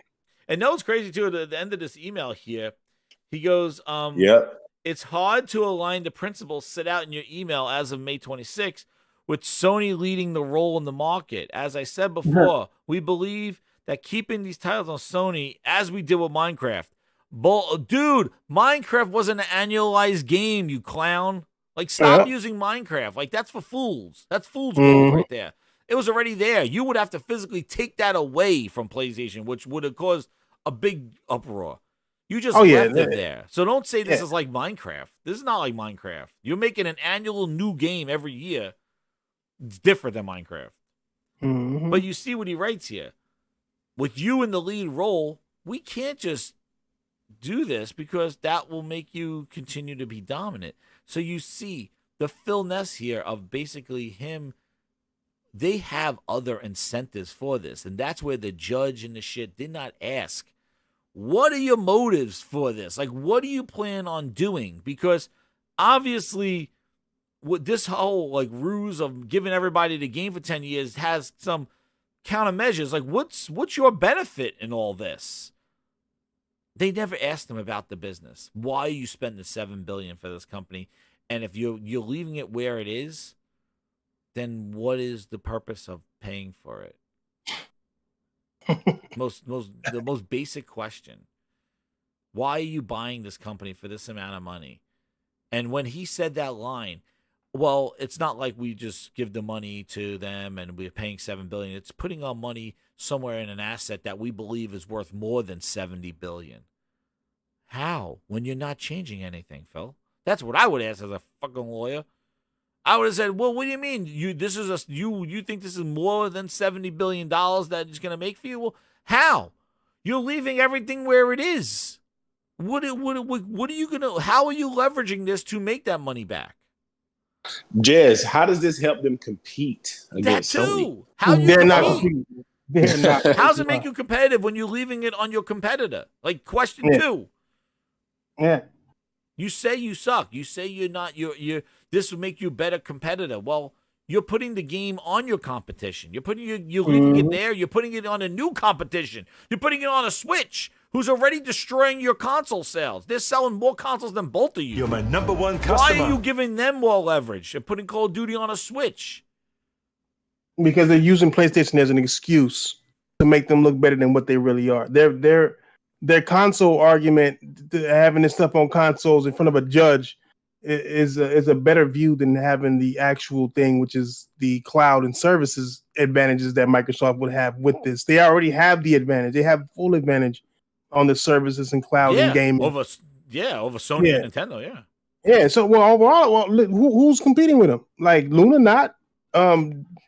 Stadia's already gone. Yeah. Nvidia ain't shit. Nvidia need them in the first place. Like, it's just Nvidia, you can't even really call that a streaming. We can call it a streaming service, but it's not really a service that has its own content. It uses other people's content to even do things. So it's like that real argument, especially with the Windows. I don't know if you caught on to the Windows thing and the cost that it's costing other companies to have their streaming services and on a Windows. Oh you no, didn't catch that? No. Oh fuck! That's why the FTC brought the Stadia dude up there. I think that was one of the biggest things that hurt them is the fact that they charge a surcharge or licensing fee to use Windows when you were using a streaming service on the PC. That's why they went with Linux. But they also went with Linux because it helped them with going with 4K and all of that. It's just that Microsoft their OS is giant OS. And it costs 2 times more than it costs anywhere else to be on a Windows. And that's for the last generation. They said this generation it's double that. So it's 4 times more than everybody else. Wow. The reason why Nvidia signed that 10-year contract in the first place is because Microsoft nullified that deal. I mean, nullified the licensing, which is one of the most expensive things. So the FTC is saying, how is it fair? How is this competition if Microsoft gets to pick and choose who they compete with? Because they can say, okay, since we own Windows, we're going to give you the Nvidia deal, basically the deal where we nullify those licensing fees, but everybody else can't get that. And it was so bad that Stadia couldn't even sustain it. And that's Google. Google's one of the richest companies out there. Yeah. So, and they didn't get that same deal to Luna, the Amazon, the people who they say are who are they real competition. No, they didn't. Yeah. They're using the OS, the Windows OS as leverage and power to push. That's why I'm telling you, they want to get into this streaming service shit. Well, because they turn Windows into they run that. They want to turn Windows into a service next. Like they did Yeah, Office. yeah, that's what they want to do. Yes. Yeah, they do. And that's why they want to get into the cell phone. The key is Apple and Samsung cell phones. That is the key. If they can get their marketplace inside of there, then they would have everything they need to do what they want. Yeah, but they still won't Even get if they don't traction. sell well. They still won't. No, They'll they never won't. succeed. They Though. won't. They never do. Like look at their Windows they Store won't. that they put on the PC. They have that thing popping up when you open up your computer. Like it's there forced on you, and people still didn't use it. No, people aren't going to use it. Microsoft isn't good They had at to what put they their do. games on Steam because nobody was going to their Windows Store and downloading them. Yeah, but this is their only chance. I mean, they know they'll make money with Call of Duty, but I think they're going to fuck that up if they get that as well, because they're going to want to push. The main thing they're going to want to push is mobile. They said it in one of those emails to where we can get rid of Call of Duty altogether and just run Call of Duty mobile. That makes 10 times more than fucking regular Call of Duty does, and I think it does. Not 10 times, but it makes a lot more money. So they can make money, but the thing is like they're making money on stuff that's already existing. So where is the motivation and incentive for them to do something new or something different as a gamer, getting new experiences and content and stuff? No, it's gonna just be look at Minecraft. I bet you Microsoft never bought Minecraft. We would have had a Minecraft 2. We would have some other Minecraft. Minecraft would have not just been the same game with just added skins. Like I think they never even updated Minecraft. Remember they promised 4K ray tracing, all this stuff, and they canceled the damn update. You know why they canceled that update? Because it wouldn't run on the Series S. Yeah, it wouldn't run on the Series S. I think they could have got it to run on the X at 30, but that shit was not going to run on the Series S. At 30, wait, what game are we talking about? When they showed off, remember when they had Austin? I don't remember who they flew out to, and he showed off Minecraft running on the Series X with ray tracing, right? Yeah. And it was running at 30 frames per second. Yeah. Then they just months and months went by, nothing happened, and they finally said that they were canceling the update. I believe they canceled it because they couldn't get it to run on the Series S. Yeah, facts. Because all that does is look there. Remember they were whoring out Minecraft with the HoloLens? Look, Jess. Think about it. If you put out a first-party game like Minecraft with ray tracing on the Series X, your mid-gen refresh, it makes your current-gen console, the Series S, look really bad. You know, when you promise ray tracing as a feature for this console, the Series S, and it doesn't have any games with ray tracing. So well, that's another reason probably why these frame rate modes or these frame rates are being agreed upon, because basically that S I said will probably be so low that these games can't run on them. But yeah, they're right. Like the thing is that this S has been an issue, and they are just this whole But you see, they're doubling down on that S. Like double down they on it, were yeah. gonna do that streaming stick, but he wasn't ready with the streaming stick. That's their ultimate vision is that streaming stick. That's Yeah, they why won't they're have a not dongle. ready for it now. That's going to be a console. That's going to That's be their next. The cost. Yeah, They said it would cost too much right now to make it. Yeah. And right now the streaming isn't really taking off like that. No, they said it. The cloud's not but working. neither is console. But neither is console. So there's choices. Oh, that they're need console to be then. made. Yeah. Like at the end of the day, they've already spent $7 billion, and the board wants that $7 billion to be paid immediately. And that's why ever since they bought Bethesda, you've seen all the stuff happen from the raise the prices in games, the raise the prices in Game Pass, the raise the prices in consoles, the removal or the I don't know if you guys heard about the reward system they got. They took off. They dropped that points. You dropped the points on that. You just make like half the points to do what you used to make. Just all of this stuff. They ever since Bethesda got and that was just $7 billion. Imagine if it's 68. You know what I'm saying? Imagine how the prices are going to go up. Imagine how all the price different goes up tomorrow. By the way, tonight's the last day. Game Pass price goes up tomorrow. Oh yeah. Okay, well, you know it's going to make it happen before Starfield come out. Phil made he said that they're gonna not raise Game Pass during this past holiday 2022, but he said next year. And it's crazy they're raising it right before they put out Starfield. Well, I called it. I said this. You said it. Announced it. I called that. They're going to raise these prices before these games come out. They're going to rid of them 99-cent deals too. Yeah. Yeah. Well, they did that. They got rid of that. You know what's funny is that they actually this whole like increase in price was kind of timed to when they was planning on closing the Activision deal. Yeah. That's when it was. That's when they planned to close it. Yeah. Because look, it was around now. The Activision deal is supposed to close in the next couple of weeks, like according to their thing. So like, their plan probably was to increase this price when they get Activision, have that announcement because they didn't plan on. Even though these people tell you this is all his plan, bullshit is not his plan. They thought this thing was going to close and they were going to come out of this thing with the Activision. Well, they had to close it. Yeah, they had to close. They're trying to close it before before Activision can reject it. You know what I'm saying? Well, that's why they want this. If this injunction goes through, then FTC could just drag them on as long as they want and wait them out, and then they'll just drop it. No, Bobby Kotick said if this injunction is granted, they will pull out. Yeah, because he knows the FTC is just going to wait them, play the waiting game with them. Yeah. That's the title of the video. Yeah. Just wait. He'll take that $3 billion. He said they're going to take that cash and walk away. Yeah. Oh yeah. Why wouldn't they? Yeah. And if you want to try again, you can try again, and we'll give you a higher price, and we'll take this free $3 billion as well. You know what I'm saying? Like, right. Yo, anonymous boss. It's not pleasure, dog. Dude, I don't know, Stick, what's going on. The Thrash. I don't know what's going on here because anonymous boss goes, Fleece Johnson, soft voice. Oh, I know you are King Thrash, but I called your Thrash handsome. I watch your videos all the time. So you can go ahead and bring those cameras and policemen waiting outside. I'm a booty warrior. Oh, shit. The hell is going on here? I don't know what the hell I just read. What are we on? Like, damn. What is going on? It's raw, Melissa. Yes, chef. It's raw. Come on. Raw. That is some raw shit right there. Oh, what's going on? Anonymous boss. Oh, what the hell?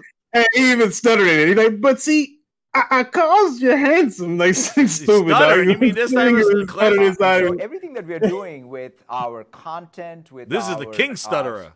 Our cloud. Oh, the Q card dropped. He's like, cloud, Xbox, Nintendo. No, Q card dropped when he said that. Dude, it's friggin' wild shit. Man, anonymous boss bringing in the fire. I don't know what the hell's going on over there. Hell yeah. But yeah, now it's like the waiting game. Now we watch the judge who doesn't know what's going on, just basically, kind of waiting for her decision. This was another funny thing that came out of here. But Bobby Kotick, who should have been out of a job 2 years ago, basically tells the FTC lawyer that he learned about Microsoft's Call of Duty on the Switch in the news. The way Phil likes it. He does not even know the contract. Microsoft didn't consult with Activision developers at all. At all, dog. That's insane. Phil making deals. Sarah Bond signing shit. They're not talking to anybody. That takes some balls, dude. That takes some friggin' $70 billion balls right there. True Virgil, tell me about those friggin' balls. But yeah, like how are you signing deals? First of all, you don't own shit. You never told... Like I said, you never spoke to any of the developers. Like, you're gonna be games on the Switch, everybody. They're like, what? it's incredible that It's like how much more work are you putting on our plate again? Yeah. You know what I'm saying? Like, And what do you think they're only- gonna stay? You think they're gonna stay and make Nintendo games? No, they're out, bro. I'm telling you, they're mad at Activision right now. You know what I'm saying? Like before the deal, not even about the deal, about what Activision is doing in house. And Microsoft is going to make it to 10 times where they already are. Oh, you're going to make this, you're going to make that, you're going to. They're looking at them like, okay, so who's going to manage the Nvidia stuff? And who's going to do all this? Who's doing this? And what the fuck you mean, bro? I got to make a Switch version now, so I got to make a Series S one, an Xbox Series X one, a PS5 one, and now a Switch one on top of the PC one. And then while we're doing that, we're going to be managing the streaming ones, and on top of that, somebody's going to be managing the mobile one, right? That's what you're telling me. We need to come up with ideas for all of these and how to work all of these and different deals, bro. It's going to be crazy. The workload is going to be insane over there. I know. I don't think it's going to happen. And they're already underpaid, bro. They already Activision has already taken away their bonuses, like sliced their bonuses in half or something like that. After making $1 billion in a week, they didn't even give them bonus, bro. It's it's just all bad. Dog. And also all the crap that's going on with Diablo, with the service of Diablo, with Blizzard, with Blizzard. That whole company is fucked. They still got a lot of skeletons in the closet and shit that Microsoft has to sort out. Remember when they first made this deal, the thing was Phil was getting up there going like, we're going to change their culture. We're going to fix them, you know. They'll call grabbing ass. Kodak knew what was going on. We're going to fix it. Not one. No, it's hilarious. A year later, not one friggin' peep on how Phil's going to change their culture, that they were illegal shit, right? Man, that company is so disrespectful. Like, come on, do you remember? Like, because he was out like a year ago, like early last year, Phil was all talking about how Microsoft was going to fix their culture because Activision was like that frat boy mentality. They were getting all those legal things going on, and then Microsoft was going to fix them. Did one thing come up? And these friggin' did it ever come up at all? Like, how are you planning to right this company that's wrong? Like, this company is having issues. Like, nobody has talked about that and at all since early last year. Even these stupid ass regulatory agencies, like nothing. Like a business deal, like about nobody talked about it. Phil was making this. He was on the rooftops singing about how he's gonna fix them, and then there was all. And then what happened was the guy at HoloLens got caught grabbing ass with the HoloLens, and then he got fired, and then that was all like hypocrisy where Phil's like, we have an excellent culture here at Microsoft. We're gonna fix them from all this stuff, and then the guy, the HoloLens guy, got kicked out. It was all last year. What happened? We forget? Like, we forget all this stuff? What? I thought Microsoft was gonna fix them. I guess Kodak's still talking like he still has a job. It's all. I think Kotick went out. Bro. I could tell by his face he went out. He wants out, man. You ask me. I mean, he wants out of this deal. I don't think he wants to deal with Microsoft. I don't think that he wants his company to go through this deal. I don't know what it is. I could just tell by how he was talking on the stand that, you know, I mean, and then if you look at everything that was said at court, it was just even Bethesda. I bet you looks at them in a different light now that they know you're right that they can't. They should have been able to sell their games and make more money. And Microsoft was telling them that, you know, it's going to be a case by case basis. But then in the emails, you got Phil Spencer saying that, oh, you know, we should tell them or we should say something about the exclusivity. I wish we could talk about it, but because their whole thing was to try to get everything exclusive to Xbox in the first place. Yeah. Not, you know, it's just I know that these companies are not liking this, dog. They're not. I mean, Microsoft is the reason why they are so trash, bro. Is this? Well, the rich man feels like they're better than you. You're right. And know what else is interesting? Because, like, you know, and you said you do business and stuff like that. I don't know if you ever was involved, like integration or see like integration, like when you have a company and it gets merged or brought in. Oh, all the time. You know, when you see that, what is that? There's animosity between the company and this one, and there's still that kind of sense of identity not wanting to be lost in the merger, especially if they want to keep them independent. Like, hey, like if you're just going to take your name and now that company no longer exists and now you're us, okay, yeah, there'll still be some animosity there, but it won't be as strong as if like we're going to let you run as Bethesda, but we're going to keep an eye on you. You know, now it's like Bethesda still wants to be Bethesda, and that's where you see some of that stuff where Pete Hines and things like that, like, well, it'd be nice to know when I tried it out, my Uber driver, Todd Howard, that you're putting games You're my on number one like customer. multi-platform where our games are exclusive. What's the reason for that? Because Bethesda's still working as Bethesda, and Activision, I feel, even what Kodak said, like, I'm not putting my games on services. Like, I'm not doing this stuff. They cannibalize their games. Yeah, like, he's like, I don't like Microsoft strategy, but my stakeholders, like, my stockholders want to do it. Like you know, he said that on the stand. Like, he's like, I don't really care what they plan on doing with this stuff, but, like, all the people that have stock probably know that their stock would have been in the dirt with him, and Microsoft being interested in buying Activision has made their stock and paying more money than what their stock is worth. That. And Pete Hines, you know, so the problem is I think Bethesda feels like they got the raw end of this deal because they're sitting there going, well, now Phil's telling us that we got to make these games exclusive. This is Todd Howard's baby. They probably feel as a third party, everybody should be playing Starfield right now. And it was designed for that. It was designed, right? Everybody, like PlayStation. And again, the biggest problem here is that the install base of the PlayStation and even Nintendo, if they make a Nintendo game, is so large right now with if you can even do a PS4, PS5, like, and their platform is year over year is growing faster and faster. That yes, Microsoft wants that console to go away, just like you were saying. But the thing is that the consoles are even stronger and stronger. Like they're if you would see Nintendo and Sony down, their platforms are not selling. You know, the console industry is kind of drying up. People are moving to PC, mobile, tablets. You could see Microsoft kind of like definitely having the leverage. But the problem is Microsoft's playing a different game. Everybody's doing great. Nintendo Switches are flying off there. Switch 2 comes out. That's going to sell billions and millions. The PlayStation Pro will sell. A PlayStation Slim will sell. You may not want it. I might not want one. But if it works, like, you know, maybe we get one. Who knows? Sell it to me. I'm saying, like, it's going to sell. Their hardware is going to sell because they got the franchises and the games that people want to play. That's moving gaming forward and creating new experiences. That's what it is. And these install bases are going to get so big that Microsoft cannot deny that console. So it is going to hurt them more and more when they're like, guys, PC will compensate for our bad console sales. Dude, that's a whole different audience. You're going to have to make a different type of game with different type of expectations if you're going to cater to a majority PC audience. And your Xbox console business is going to they're in a lose-lose basically, because while they're jerking around now, they're trying to use PC just like they're doing it now with Game Pass. Game Pass dried up, right? PC is where the growth is going to be. Well, they keep relying on PC to compensate and offset the losses that they've seen on the console. And it's not working because the PC audience is a different audience.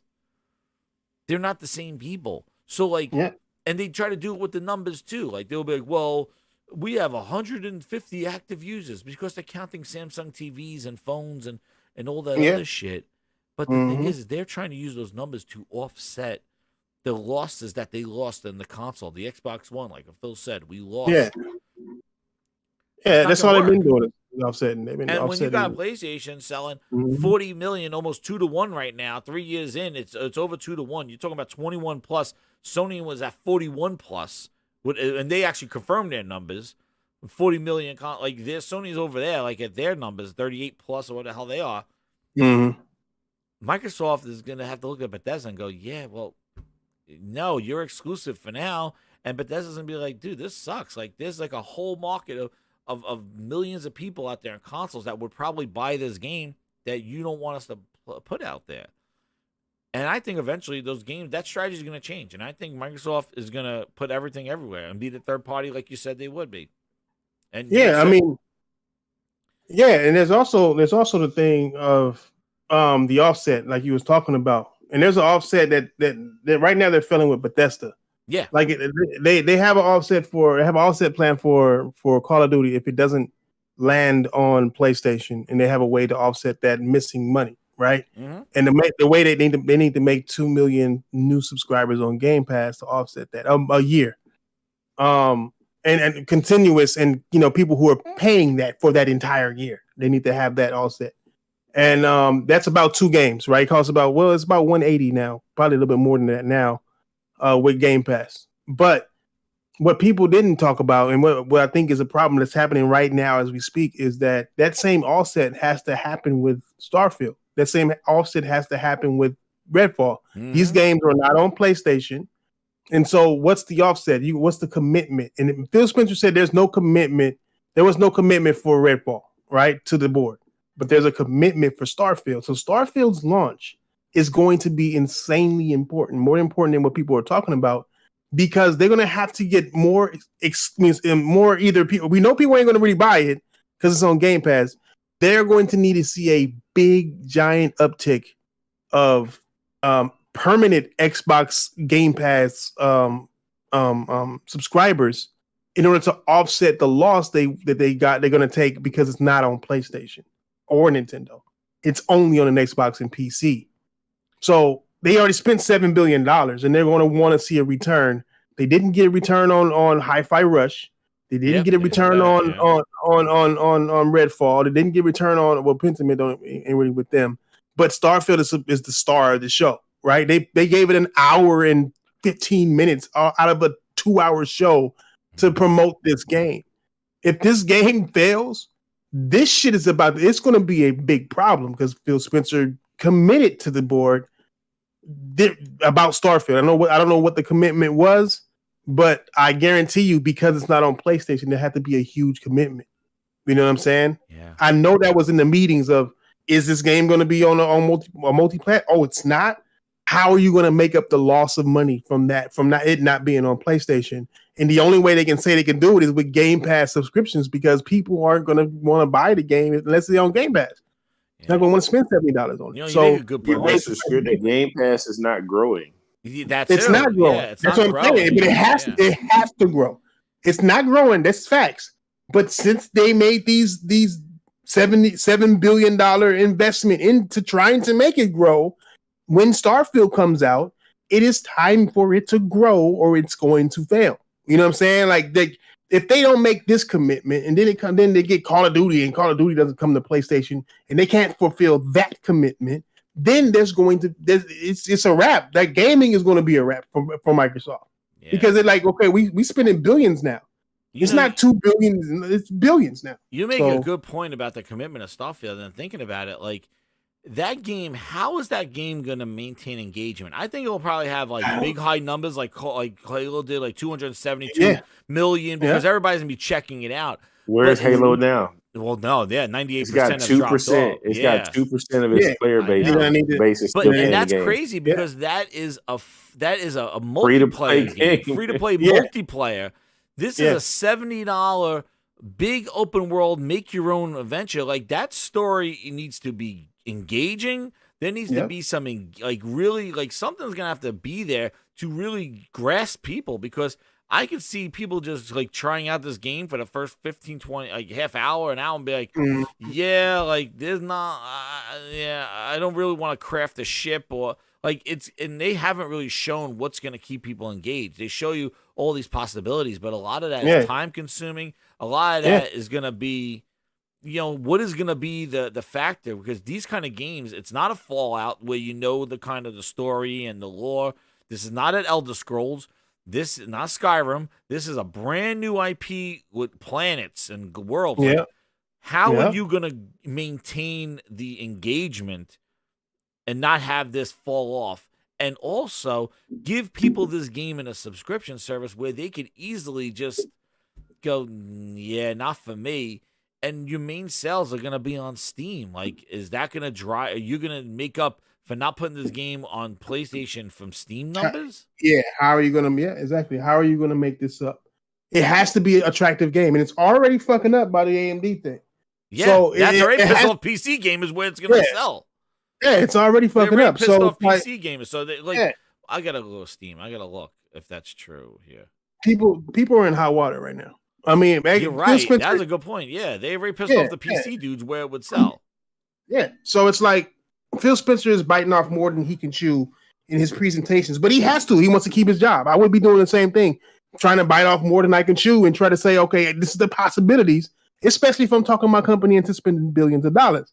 So, I mean, they're going to have to make these commitments. I said this shit before, bro. Microsoft is going to have. I mean, Phil Spencer is going to have to find a way to pay this money back. Just because they're rich. You're right. What happened? Well, yeah. Look at the Steam sales charts. Like here it is, Starfield. It is at 44. It dropped from. It was what? It was 4 weeks, and it is now at number 56. It dropped 44 slots because of that AMD thing. Change in games ranked since last week, 44. Holy crap. That AMD thing just destroyed it. Pissed it off. So now you've restricted on PC, you've restricted on consoles. Right, yeah. And your main goal is to get people to join your service that you just raised the price on a console that you just raised the price on. Dude, so that is like the biggest drop too. Yeah, and people were using those fucking points to get Game Pass as well. Now, I know they're trying to make money. I know why they're doing it. It's just it's not going to work, bro. Because you put too much money into something that you don't have an idea how much money it's going to make, and all these choices that they're making. And look, don't get me wrong. Spider-Man's at 16, dude. I know that AMD gave them money. I know that they got some money from AMD to do this thing. It's just that, bro, what's going to offset the loss of all the stuff that's happening right now? And if you're going to tell me Game Pass subscriptions, I'm going to laugh at you. No way, man. I'm going to laugh at you, dog. I mean, I'm going to laugh at you. It's just hilarious. This game ain't even like that attractive. I mean, it seems like it is because they're pushing so hard. And I know that a lot of content creators are going to be saying, "Oh, this is the best game ever." Well, yeah, you'll have that big number up front, which I'm sure they're going to announce. Like Halo had it too, 270,000 people playing it. But if that falls off, like from people just trying out the game and streaming it, like how are they making their money back? Well, they're going to try to pretend that it's big hype behind it and say how many players it got. I remember when they will. Halo was in the 13,000 people playing it. Oh, but yeah, Microsoft announced and said, "Oh, we had 2 million people 2 million players check out Halo." That means that you had 2 million people boot it up and say, and then unboot that shit. But they used the fact that they booted it up to make it seem like people were all over the game and it's a big popular game. Yeah, they're going to definitely do that. But I can't believe how 4 weeks in from last week, that announcement dropped it to 56. That's 44 slots. And then what's funny is if you look at 12, Baldur's Gate shot up to 62 slots for 29 weeks, Baldur's Gate 3. And then Spider-Man Remastered jumped up 10 from last week, and it's been on here for 6 weeks. It's selling at number 16, Spider-Man 2. Spider-Man Remastered, I mean. Street Fighter 6 has dropped. Dude, I'm looking through the yellow, and I'm looking the biggest drop of any game is Starfield at 44 slots. Yeah, because of the AMD. So they're fucking themselves. Yeah, they're fucking themselves over, bro. It's a wrap. Wow. Yeah, the Battle Bit Remastered Supporter Pack dropped more. 51 slots. What the hell is that? I don't even know that, dude. That is insane. 4 weeks, and you're already at number 56, below Power Wash Simulator, NBA 2K, The Hunter Showdown. Oh wait, let me ask you a question, right? Go ahead, Jed. I'm saying they pissed off people with this one. Oh, let me get the super chat down. Go link. Let me get the super chat. Game Night goes, the once-timed exclusive Nakara Blade Point that was on Game Pass or pay $20 is coming to PlayStation on July 13th, and it's a free-to-play title. Wow. It was $20 or on Game Pass, and now it's free-to-play? I don't know what these deals are. I didn't see that. Sorry. Thanks for that, though. Yeah, sorry, Link. So what I was gonna say is so let me get this straight. Like PC dudes are upset because the game is not going to support DLSS and it's going to be sponsored by AMD and their FSR technology, right? Yeah. But these PC dudes claim to have these powerful rigs. Why are they concerned about reconstruction and upscaling? Shouldn't they be able to just run the game at some kind of native resolution? Dude, I don't know. I'm asking you because I don't know. I don't play. Why are they worried about DLSS? Can't they run the game 4K 60, no compromises? The thing is that right. I think that the NVIDIA cards have proven better tools, or no, effects. that's not what they've. That's what they're upset about, I guess. That's not what they're upset about. No, they're upset about the game not supporting DLSS on the GeForce graphics cards. What I'm saying, yeah, but what they always depend on, man. Modders, listen, they want modders to do every goddamn thing. Y'all going? Yeah, I'm gonna find out where Redfall is on this scale. I wonder if modders won't ever get tired of working for them for free. No, right? That's a whole thing for them. They're gonna be able to sell their mods. That's where the real marketplace is gonna be in. That's how they're getting their money back. They're gonna have modders fix Todd Howard's game and sell their mods, and then they're gonna get money on those microtransactions. That's the finesse. Oh, I remember them bringing up a number in court about. He said, "What's that number?" He said, "Is that the life? Is that the 10-year life of it?" And he was like, "No, that's the number for something. It wasn't about like it lasting 10 years. It was about I think the overall product or something. It's crazy because I think it was a crazy big ass number too. So I'm gonna have to go back and look at that because that's interesting. Now we're talking about it because I didn't think about it until we're talking about today about the commitments and how they affect. I was just thinking about the Call of Duty commitment effect and what they're gonna have to make up for that commitment. But damn, they got the same kind of commitment for Starfield. How much is that commitment? I think they kind of hint that was a big ass number that they need to make up for this the Starfield, and they already taken it off of PlayStation. You know what I'm saying? So I know, right? Yeah, it's going to be crazy. And then Lord knows how it's going to look on Xbox. If they can't lock it at 60 on PC on a high power PC, and they can't do 4K on a high power PC, what are you going to do on the Xbox One X? What are you going to do on the Xbox Series X or the Xbox Series S? Even worse. Dude, what is it really going to look like, bro? Oh, man, it's going to be 15 frame, 540p upscale to 1080p. Dude, I know they're going to pay a lot of influencers, bro. They're going to pay a lot of influencers. Oh, yeah. There's going to be a lot of capping for this one. Care packages will be out. Starfield care packages, be on the lookout for those on Twitter. Definitely. They will be out a month before, man. And they'll have those care packages out. Yeah. But here, I got to go, though. Yeah, I gotta me go to work. too. Yeah, I want to man. thank you guys for coming on. Thrash, tell them where they can find you on that channel. You just had a video drop today, right? Yeah, video drop today. But if they don't know my channel, then they don't deserve to know. You're right. I never say that XP. I'm not sharing it. You gotta have XP. So subscribe to this channel for more great Matt Booty memes or Matt Booty sound effects. You know what I'm saying? We got that. Don't worry about my channel. I came looking for booty. You come looking for booty, you know where to go. Grindhouse is where the booty exists. But thank you so much, Thrash, for coming on. Thank you, man. It's a pleasure. And for flexible time moving from Monday. But again, we're on Monday nights. Link, tell them where they can find you on Twitter and on Spaces, right? And on I'm channel. floating around on there. Yeah, whenever Sick go live again, I'm sure I'll be on there. But all right, yeah, man. No problem. Well, thank you again, guys, for coming on. This has been an awesome show.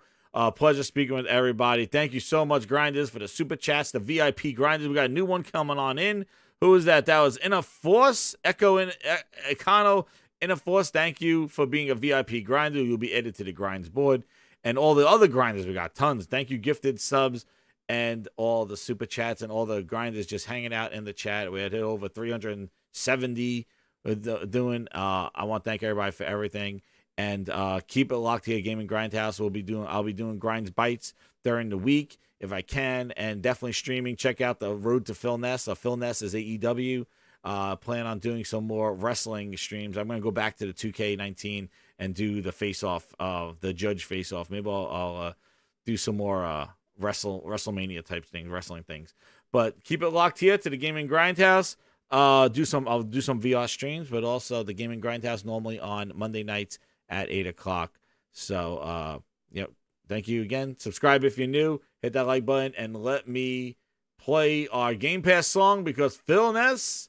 We'll put Satya up here for this little exclusive. Should go away because Satya, why? Oh, and second us too. New games are coming back. 12 minutes and 80s, and they're all on Game Pass. Somerville, like a Requiem. What to play first and what to play last. Star 2, Ground, True and Doom. 'Cause they're all on Game Pass. And so everything that we are doing with our content, with our,